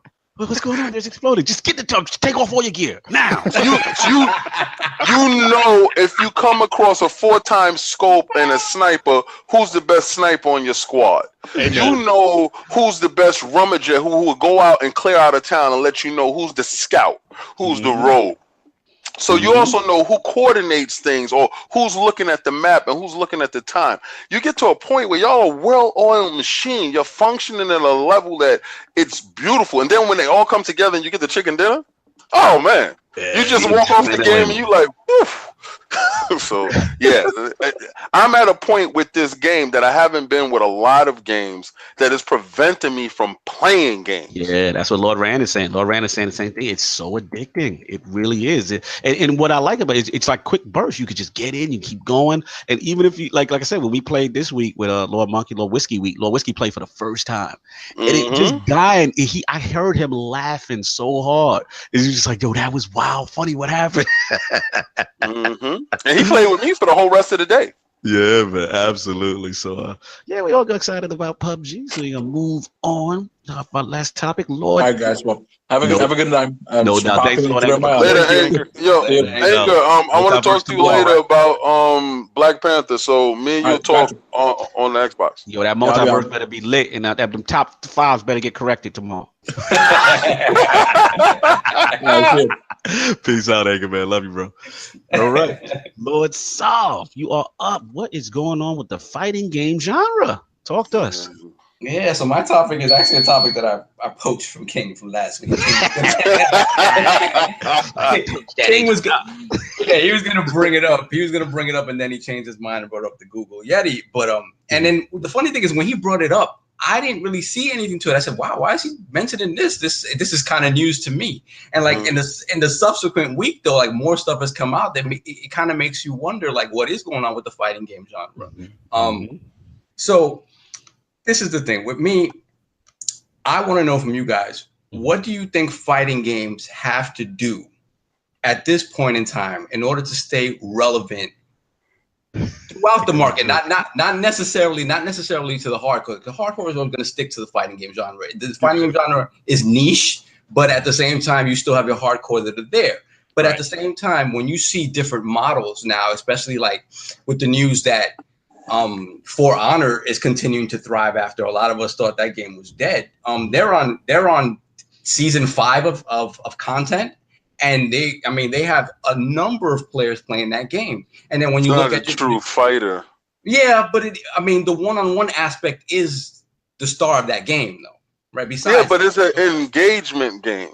True. You can choose to engage or not engage, and you can engage where you feel like you're at an advantage type of engagement. Well, that's part of my question, though. That's part of my question. Do you think a traditional fighting game has to do that sort of stuff to stay relevant, especially amongst people that are not the hardcore? Does it need that sort of like, that sort of grindy sort of loot thing that these games have in order to stay relevant with people that are not hardcore fighters? And I say that because like some of the stuff that King was going to bring to the table for Dragon Ball Z fighters, kind of losing 80% of his player base on the PC, right? And there could be varying reasons for that. The recent news with Marvel vs. Capcom Infinite, where it was omitted from the Capcom World Championship Tour. It's omitted from EVO. And the word is that it's going to be removed from digital marketplaces by October. So, the game is essentially an unqualified flop. Yep. Especially for that series of games and how well they've done in the past. And then again, and in contrast, you look at For Honor, a game that people thought it had a nice little push at the beginning. It sort of fell off, and they just keep supporting it. Right, like I said, they're on season 5 of content, and the player base just keeps growing. So what do you think has to be done with fighting games in this day and age to continue to keep them relevant? And this is good. This is a good question. I will let somebody else jump in first because I had information privy. That's why I was bringing up the topic. I had the information on the 80%. I had the information on the Evo. I had all the information on the fighting genre within itself on a super decline. It has actually dropped 50%. From previous years. So that's the only reason why I was bringing the topic up, and being that it was near and dear to us Iron Lords, our heart, because that was our crux of Saturdays. That's our foundation. With you. Fighting games are our foundation. Yeah, I would like other people to go first because I have 2 examples of what's a complete failure. Absolutely. Okay. Lord Sam, jump in, bro. All right, so very quickly, I think personally that there's a few little tweaks that can be made here or there, but ultimately for fighting games, it comes down to the same 3 words: content, content, content. Facts. Accessibility is a factor. Don't get me wrong. A lot of people are sometimes put off by fighting games because they're afraid to jump in. But really, even more than that, it comes down to how much content is being added. That's why For Honor is a very relevant example, because that game has stayed strong. It has over 1 million unique players on all 3 platforms every single month. Because they keep on adding more content. They keep on having more seasons, more characters, more maps, all this different stuff that they add. Another big success story is Killer Instinct. That's been a very, very big success. Started off a little slow. Don't get me wrong. It had some quibbles and weebles and all that in the beginning, but they added content. They added characters. They added the Shadow Lords mode and the story modes and all this other stuff. I believe it's had over 9 million, 10 million players, something like that. It's still going strong. So conversely, look at the games that aren't going strong. They don't have a clear roadmap of what content's going to be added. They don't have a lot of stuff, for people to do at launch. Good point. That's where they're suffering. Not to cut you, you're nailing it, Lord Sam, because look at what's going on with Injustice, right? Teenage Mutant Ninja Turtles got people going crazy right now. At least what I see. I don't know how the sales numbers are, but I see the level of engagement. I see the level of excitement when they seem to drop this continually great content for the game. Right, absolutely. I definitely saw way more interest in Injustice 2. I mean, after the initial hype month, obviously, May last year, but after that, the most I've seen anyone talking about Injustice 2 is when the Teenage Mutant Ninja Turtles were announced for it, which is fantastic. That gets people talking. That gets people interested again. Absolutely. Lord King, look like you wanted to attack this thing. All right. Well, what I've noticed, because when I played Marvel vs. Capcom Infinite, I thought it was amazing. But what I saw was a severe lack of loved characters, and that goes into the owning of the IPs. When you have omitted X-Men, which had been a staple of Marvel versus Capcom before. When you remove Wolverine and Cyclops and Gambit and certain characters, you take away people that worked and cultivated those characters and built off of those characters and was looking forward to it. So you took away sales. When Disney owns Marvel but don't own Fox, this is where licensees and problems and stuff comes in. That's where that game failed. So had that game had the original roster of characters, everyone that they were able to use, over 50-something characters, X-Men involved and everything, I think the game would have been a lot more successful because the storyline was great. Injustice, this is a way of seeing that they have no problem with getting content and characters and pulling from this place and Hellboy from over here, adding more DC characters like the Atom from over here. Then Teenage Ninja Turtles were a complete surprise. So you was like, I definitely have to get this DLC because I've never seen them in a fighting game that was realistic to this point. Fighting Superman, Ninja Turtles fighting Superman. Did you someone put a screenshot I retweeted? They did a shell shock of all 4 Turtles like smashing Superman. Yes. I was like, yo, I was tempted to get the game just off. I was like, yo, that looks crazy. I played it this week and I did the move and it was great. It's like Lord Sam says, content. And when you give a clear roadmap to what's going to come out, and people can invest in DLC, because DLC is definitely the wave when it comes to fighters. And then when you're building off of the aspect of if your friends have it or if you get online and you're by yourself, is there other things for you to do? Can you build your characters? Can you put armor on your characters? I think Injustice in this day and age has nailed the fighting genre going forward, and I believe that should be the format in the way fighting games are used. Now, he did say For Honor, and I look at them in different aspects. I look at it as a confrontational game because there's other things going around in the world. True. You can fight stuff over here and then make it over here and control this part of the map. And you can fight this guy and take control of this map. So there's other aspects and more things going on than a traditional fighter. Sure. I laughed at it in the beginning because remember it was on rubber legs, and I was calling it the Budokan of fighting games because in the beginning, before it flushed itself out and it showed that it was able to stand the test of time, it was Budokan. Budokan was nice. Oh my god, the Budokan out of my right. We loved Budokan, but it was Budokan. Oh my god. It evolved into its own entity now. That's what I'm saying. So I completely agree with you guys on the content front. Obviously, adding more content and having a roadmap to let people know where you're going with the game is important because it keeps people invested. My thing is that, do you think to continue to have the genre expand and be and opened up to more people that normally wouldn't be in interested in that genre, and in turn expanding the appeal of the genre in general?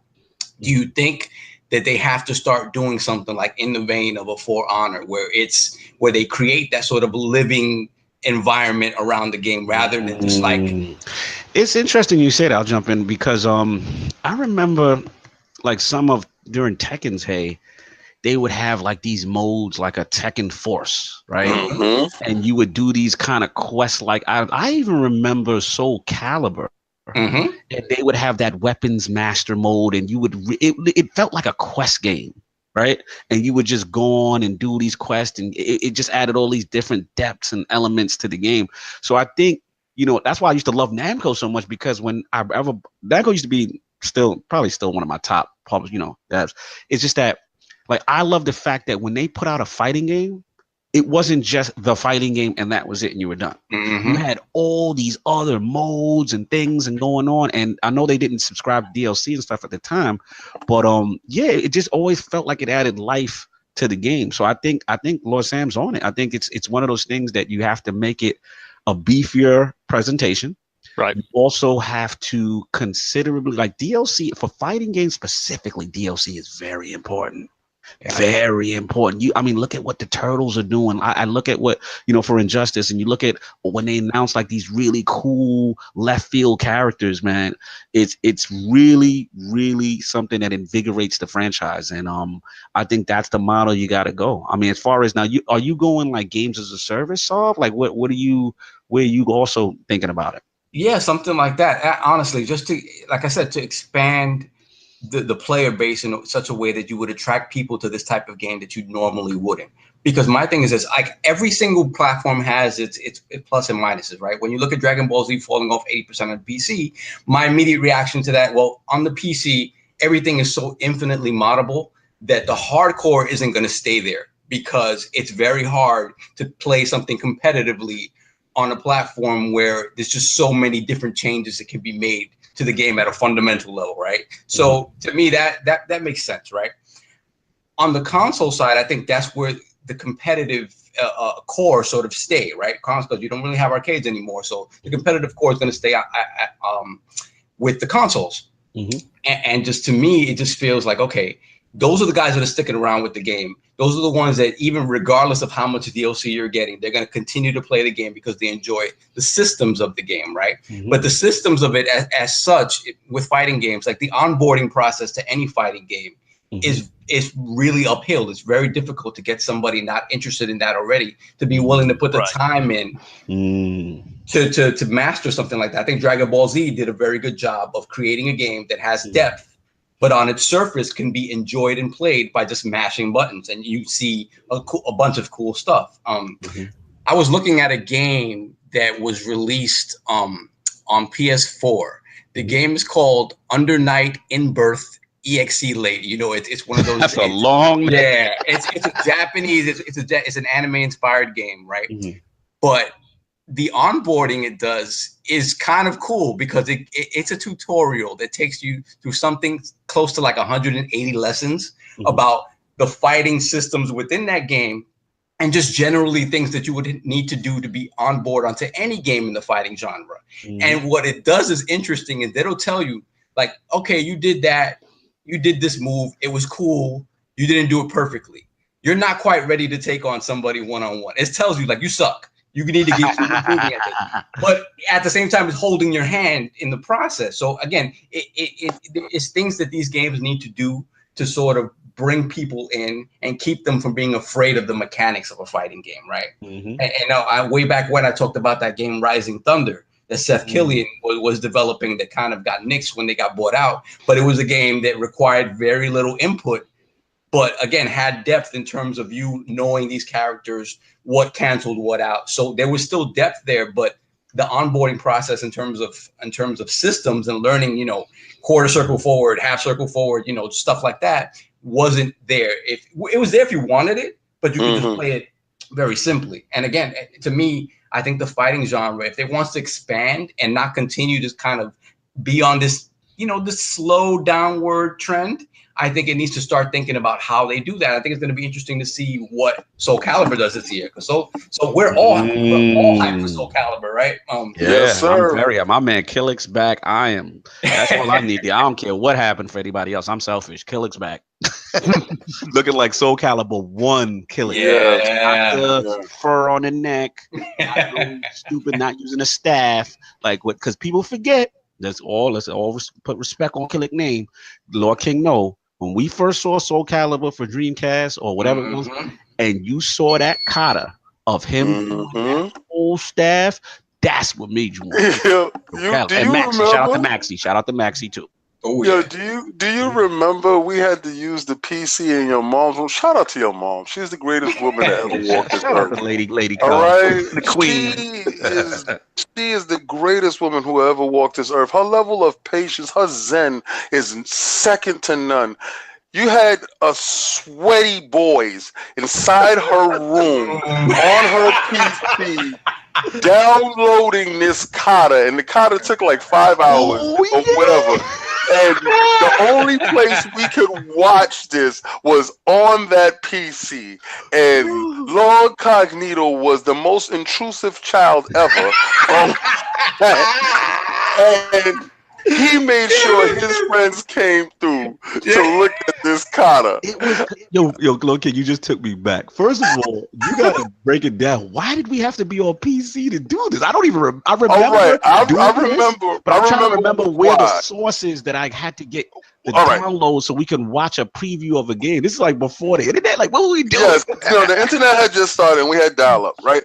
Now, it came out in GamePro. GamePro said that if you follow the link sent you to where Namco was putting up the live, like, because they would show you wireframes of games and stuff like that, but they had the textures in, and it was showing the movements and how fluid the characters was. One of the first characters that was shown was Killick, because he was so unique to the fighting genre, because he was using a pole staff and such a degree that it was realistic.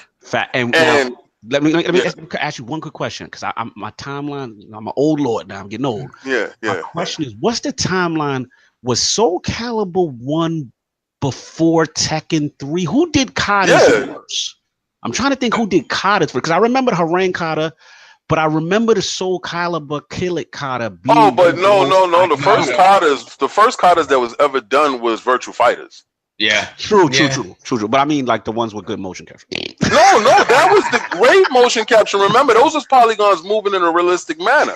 So we can't take away from the pioneer, the OG. We can't take away from the OG. Because remember, when you saw Cage do his ninja kata, we lost our minds. So we can't take it away. It was not that killing. No, it wasn't killing. No, it wasn't that. I mean, Tekken 3 was still PlayStation 1. Remember? Right. So, all right, shout out to Sting in the chat. He's correcting us. We got some OG lords in here. He said he was just about to say, he's correcting me. He said Virtual Fighters 2. And I forgot Virtual Fighters 2. There we go. Yeah, he's correct, because they kind of had those intro sequences in the You're right. You're absolutely. Now because remember that the drunken monkey mask? Yeah. Yes, when we did the drunken monkey, and then he sat down and he was like, yes, you are correct. Lord Stinger, we're gonna get you on the show. You are definitely respecting what's on your name right now. He said Soul Calibur was 1999. He has to remember it was a launch title for the Dreamcast. I'm just trying to get the timeline between Tekken, because as far as my opinion, the best katas was Killick, Soul Calibur, and Tekken 3. And Maxi was lit because that was the first nunchucks and everything. And then the Tekken 3 katas. But then Dead or Alive, you're forgetting Dead or Alive with the the most realistic drunken master you have ever seen. Yes. Yes. So we had some real stuff. We had some real stuff. So yeah, shout out to Lady Cog, the Queen, who allowed us to download on my little 14.4 modem or maybe 33.6 AOL dial-up. I will never forget it because it felt so intrusive, and she was just like, "Go ahead, guys, go ahead and do it," and and I'm like, "Wow, man, that's a great mom." And we sat there in awe watching these. Yes. Yes, absolutely. Back to the main point, so we can finish up this time. Yeah, I mean, honestly, from my point of view, it's like I want to continue to see the fighting game genre thrive. I want to see them do some things. I would just shout out to Chief Tom in the chat. We're talking about like a true MK RPG or any RPG with these fighting game characters. Because I mean, again, when it comes to story's kind of nonsensical than a lot of these fighting games. We would like it to be better. I would like to see, genres expanded a little bit with these characters and not necessarily only be fighting games. But at the same time, within the fighting games, I think it would do great to just expand, things like, the way you get different color shades of costumes in the game, the way you get different costumes in the game. You're asking for Shenmue. Yeah, I'm asking. That's what you're asking for. That's a good one. You're asking. See, people don't understand the evolution of Shenmue is from Virtua Fighters. It is. Like the OG has paved the way for everything. Right. I'm saying this because I was completely biased when my game got overrun. Sorry. Shout out to Chief Tommy. I mean, he mentioned in the chat earlier, he was like, an open world fight game, but in theory, Shenmue was that. That was that. Yes. Shenmue was the first. Absolutely. It'll be interesting to see. Hopefully, it comes out this year. And we'll see. But to see what the evolution. I know. But hopefully, I heard they got Lord Sam. Correct me if I'm wrong. I heard did they get a new publisher? For Shenmue. Yes. Deep Silver. Very interesting. Very interesting here. I didn't believe it at first. I was browsing Reset Era, and someone brought it up, and I was like, no, surely not. And then I looked up. I was like, oh wow, surely then. Okay, so we got to back things up here. We got to wind the clocks back a couple of years. Right. The Shenmue 3 announcement, E3, Year of Dreams. It came out on stage, Kickstarter. All that. It was incredible, right? I might have shed a tear. I'm a grown man. I'm a grown man. I might have. There were people crying in the audience. Yeah. So what happens that's very interesting is Sony merely helped with the funding to an undisclosed amount. They aren't publishing the game. That's something a lot of people don't know. Right. Deep Silver acquired somehow. I don't understand how, but Deep Silver actually have the publishing rights for Shenmue 3. Locked in, pen and paper. It's in the contract. But Deep Silver, as we all know, just got picked up by a certain THQ Nordic. Nordic Game has basically put THQ back together again. Yes. Or as close as it ever will be, which is fantastic. THQ was one of the last real AA publishers in the industry. It's great to see THQ Nordic becoming a powerhouse. So it raises the very interesting question, where does that leave Shenmue 3? Is there a sliver of hope of multi-platform? Is there a sliver? I don't know. It's coming. I believe it was coming to multiply. I believe that was the whole thing about it. Honestly, I'm going to agree at this point. I do not think at launch. I don't think there's any way it happens at launch, but I think 6 months, 12 months, 18 months after it comes out, you'll see it making its way to other platforms. Oh, man, that would be huge. This is a huge nugget that you're dropping, Los Angeles. I would tend to agree. Based on the fact that these people gave their money in, and it seems like there's other backdoor agreements that was going on that the people wasn't privy to. This Kickstarter thing has to stop. Shout out to Def Sing in the chat. Shout out to Def Sing in the chat. Shout out to THQ is definitely reborn. I mean, shout out real quick to Enko. Enko mentioned the game that I championed early on this last year. Talk to me. Absolver. When you're talking about a fighting open world RPG, Absolver is a game where as you move through the game, the more opponents you fight, you learn their moves. And you take on those moves. And then you have a skill tree that you can set moves up as you see fit. Your favorite moves, you can prioritize certain moves. Like, it's very customizable. And it's it's one of those things, like the game itself aesthetically is kind of very simple. But at its core, that's what I mean by that replayability, that sort of grindy nature that keeps people coming back to the game. Yeah, that's a great example. That's a great example. Shout out to Ink on the chat. Also, the last point I want to make too is that I don't know if you guys got a chance to see the Fist of the North Star new trailer. Oh yeah. And that got me excited. It looked like it had some long-term elements, and it had a little Shenmue element. I believe he had like a Sega system or a Genesis or a Saturn or something that you can play in the game or something like that. I'm like, yo, shout out to Lord Jacobus who came on the show, as our fighting game guru. He was very, very hype about it as well. He actually retweeted the Lord's back on it. But yeah, that's definitely one I got my eye on. I've always been a fan of a Fist of North Star series. And actually, I had to educate myself because as a Sega kid, I didn't know about it. And I thought Last Battle was the I thought Last Battle was the real thing, and really it was the knockoff. Yeah. That they kind of Americanized Fist of the North Star. So it was just funny to learn, like, oh, these are the real ones. And we were the phone. Another thing we haven't talked about in that vein is Yakuza. Yeah.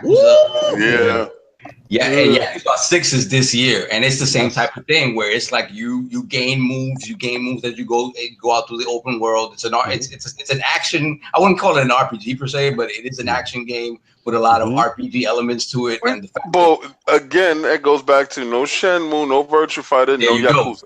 Absolutely.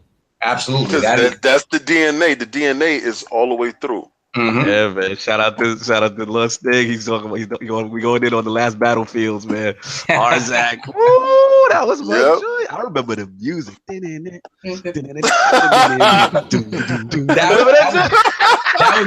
was when you fell in love with the cover art of the box and you thought that was the game, and then when you played and then you turned it on and you was like, no. 16-bit graphics. Like at that time, no sprites. And remember when he got big and he bust his shirt? Oh man. Yo, no, you know what it was when the cartridges said 16 megs. Yeah. It's on. I said we put him to sleep. These were like, remember was it with Fantasy Star was the first 6 mega? What was the first 8 mega? Man, we gotta let's go. It was Strider for the record. It was Strider. It was Strider. Oh no, listen, no.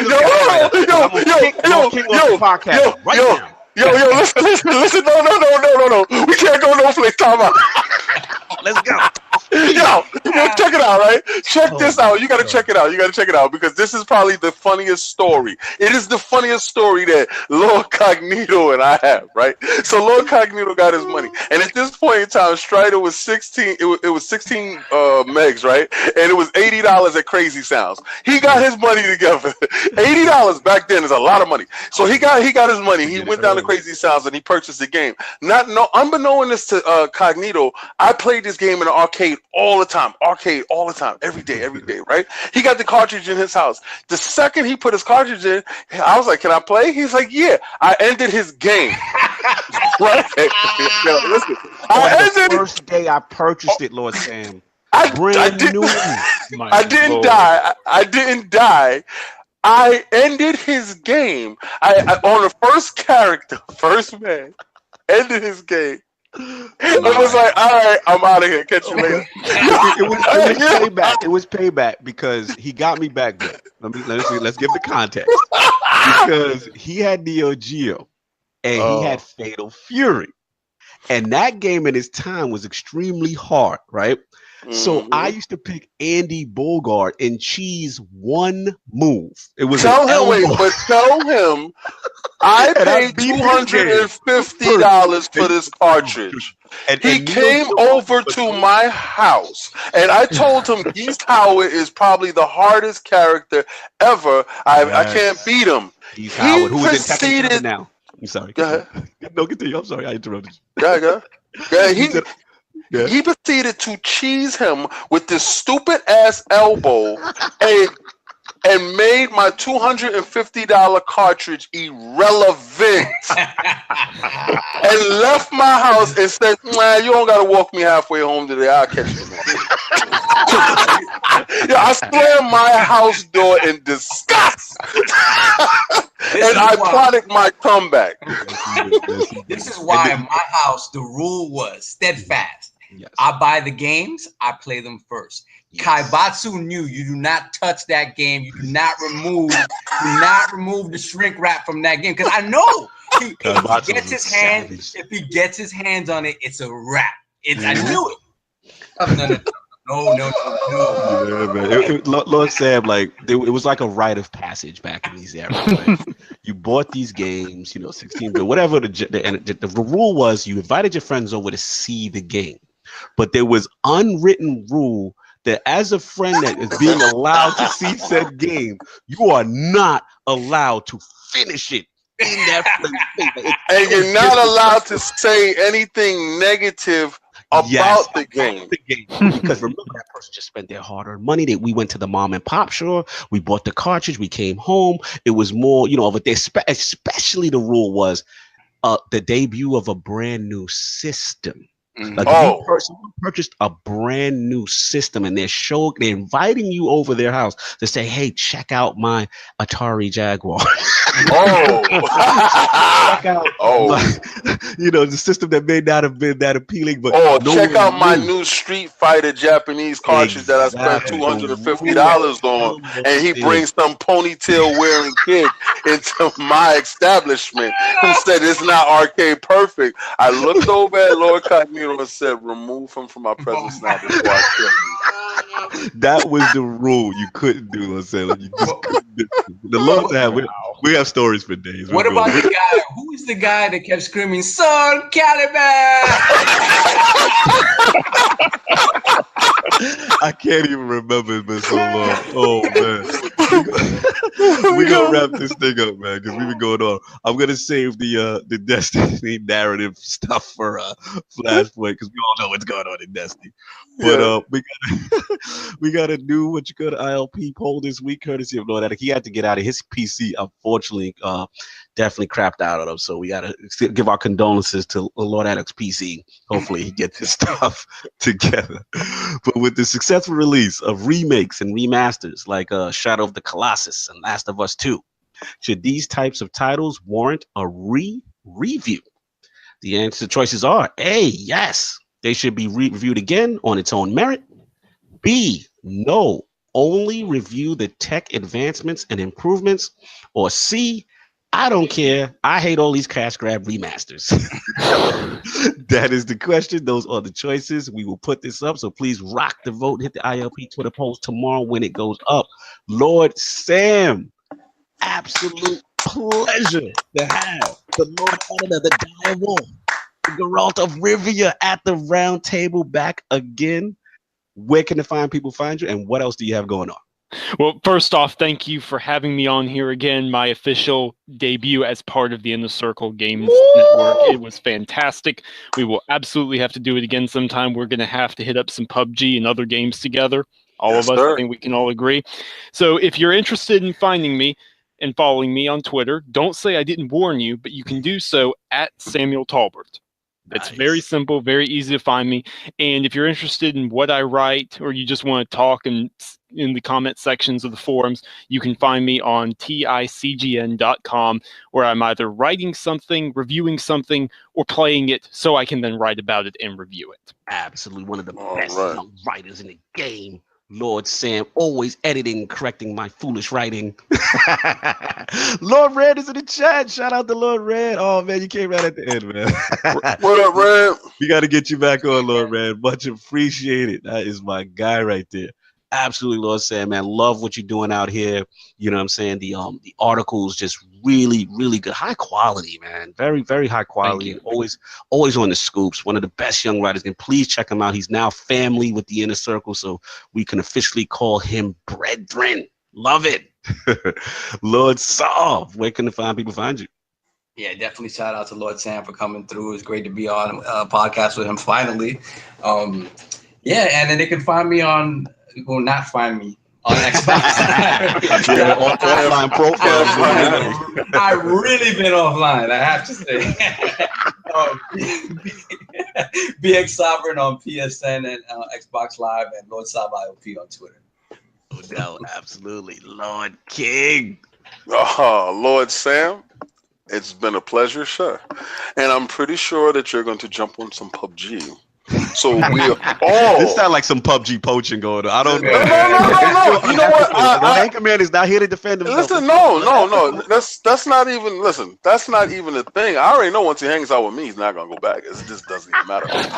But I'm about to throw on the slippers. I'm about to get some cognac and put on the robe, and I'm going downstairs and I'm putting on the headset and I'm going to get into some Merc and Murder. Yes, I will be on some PUBG right now, sir. This is about to happen, so you can catch me on Instagram, Facebook, Twitter, King David OTW. Hit me up, and definitely hit me up on Xbox. If you haven't added me, add me. Trust me. Please, this is the PG version. We have Iron Lords After Dark, and if you're easily offended, don't add me.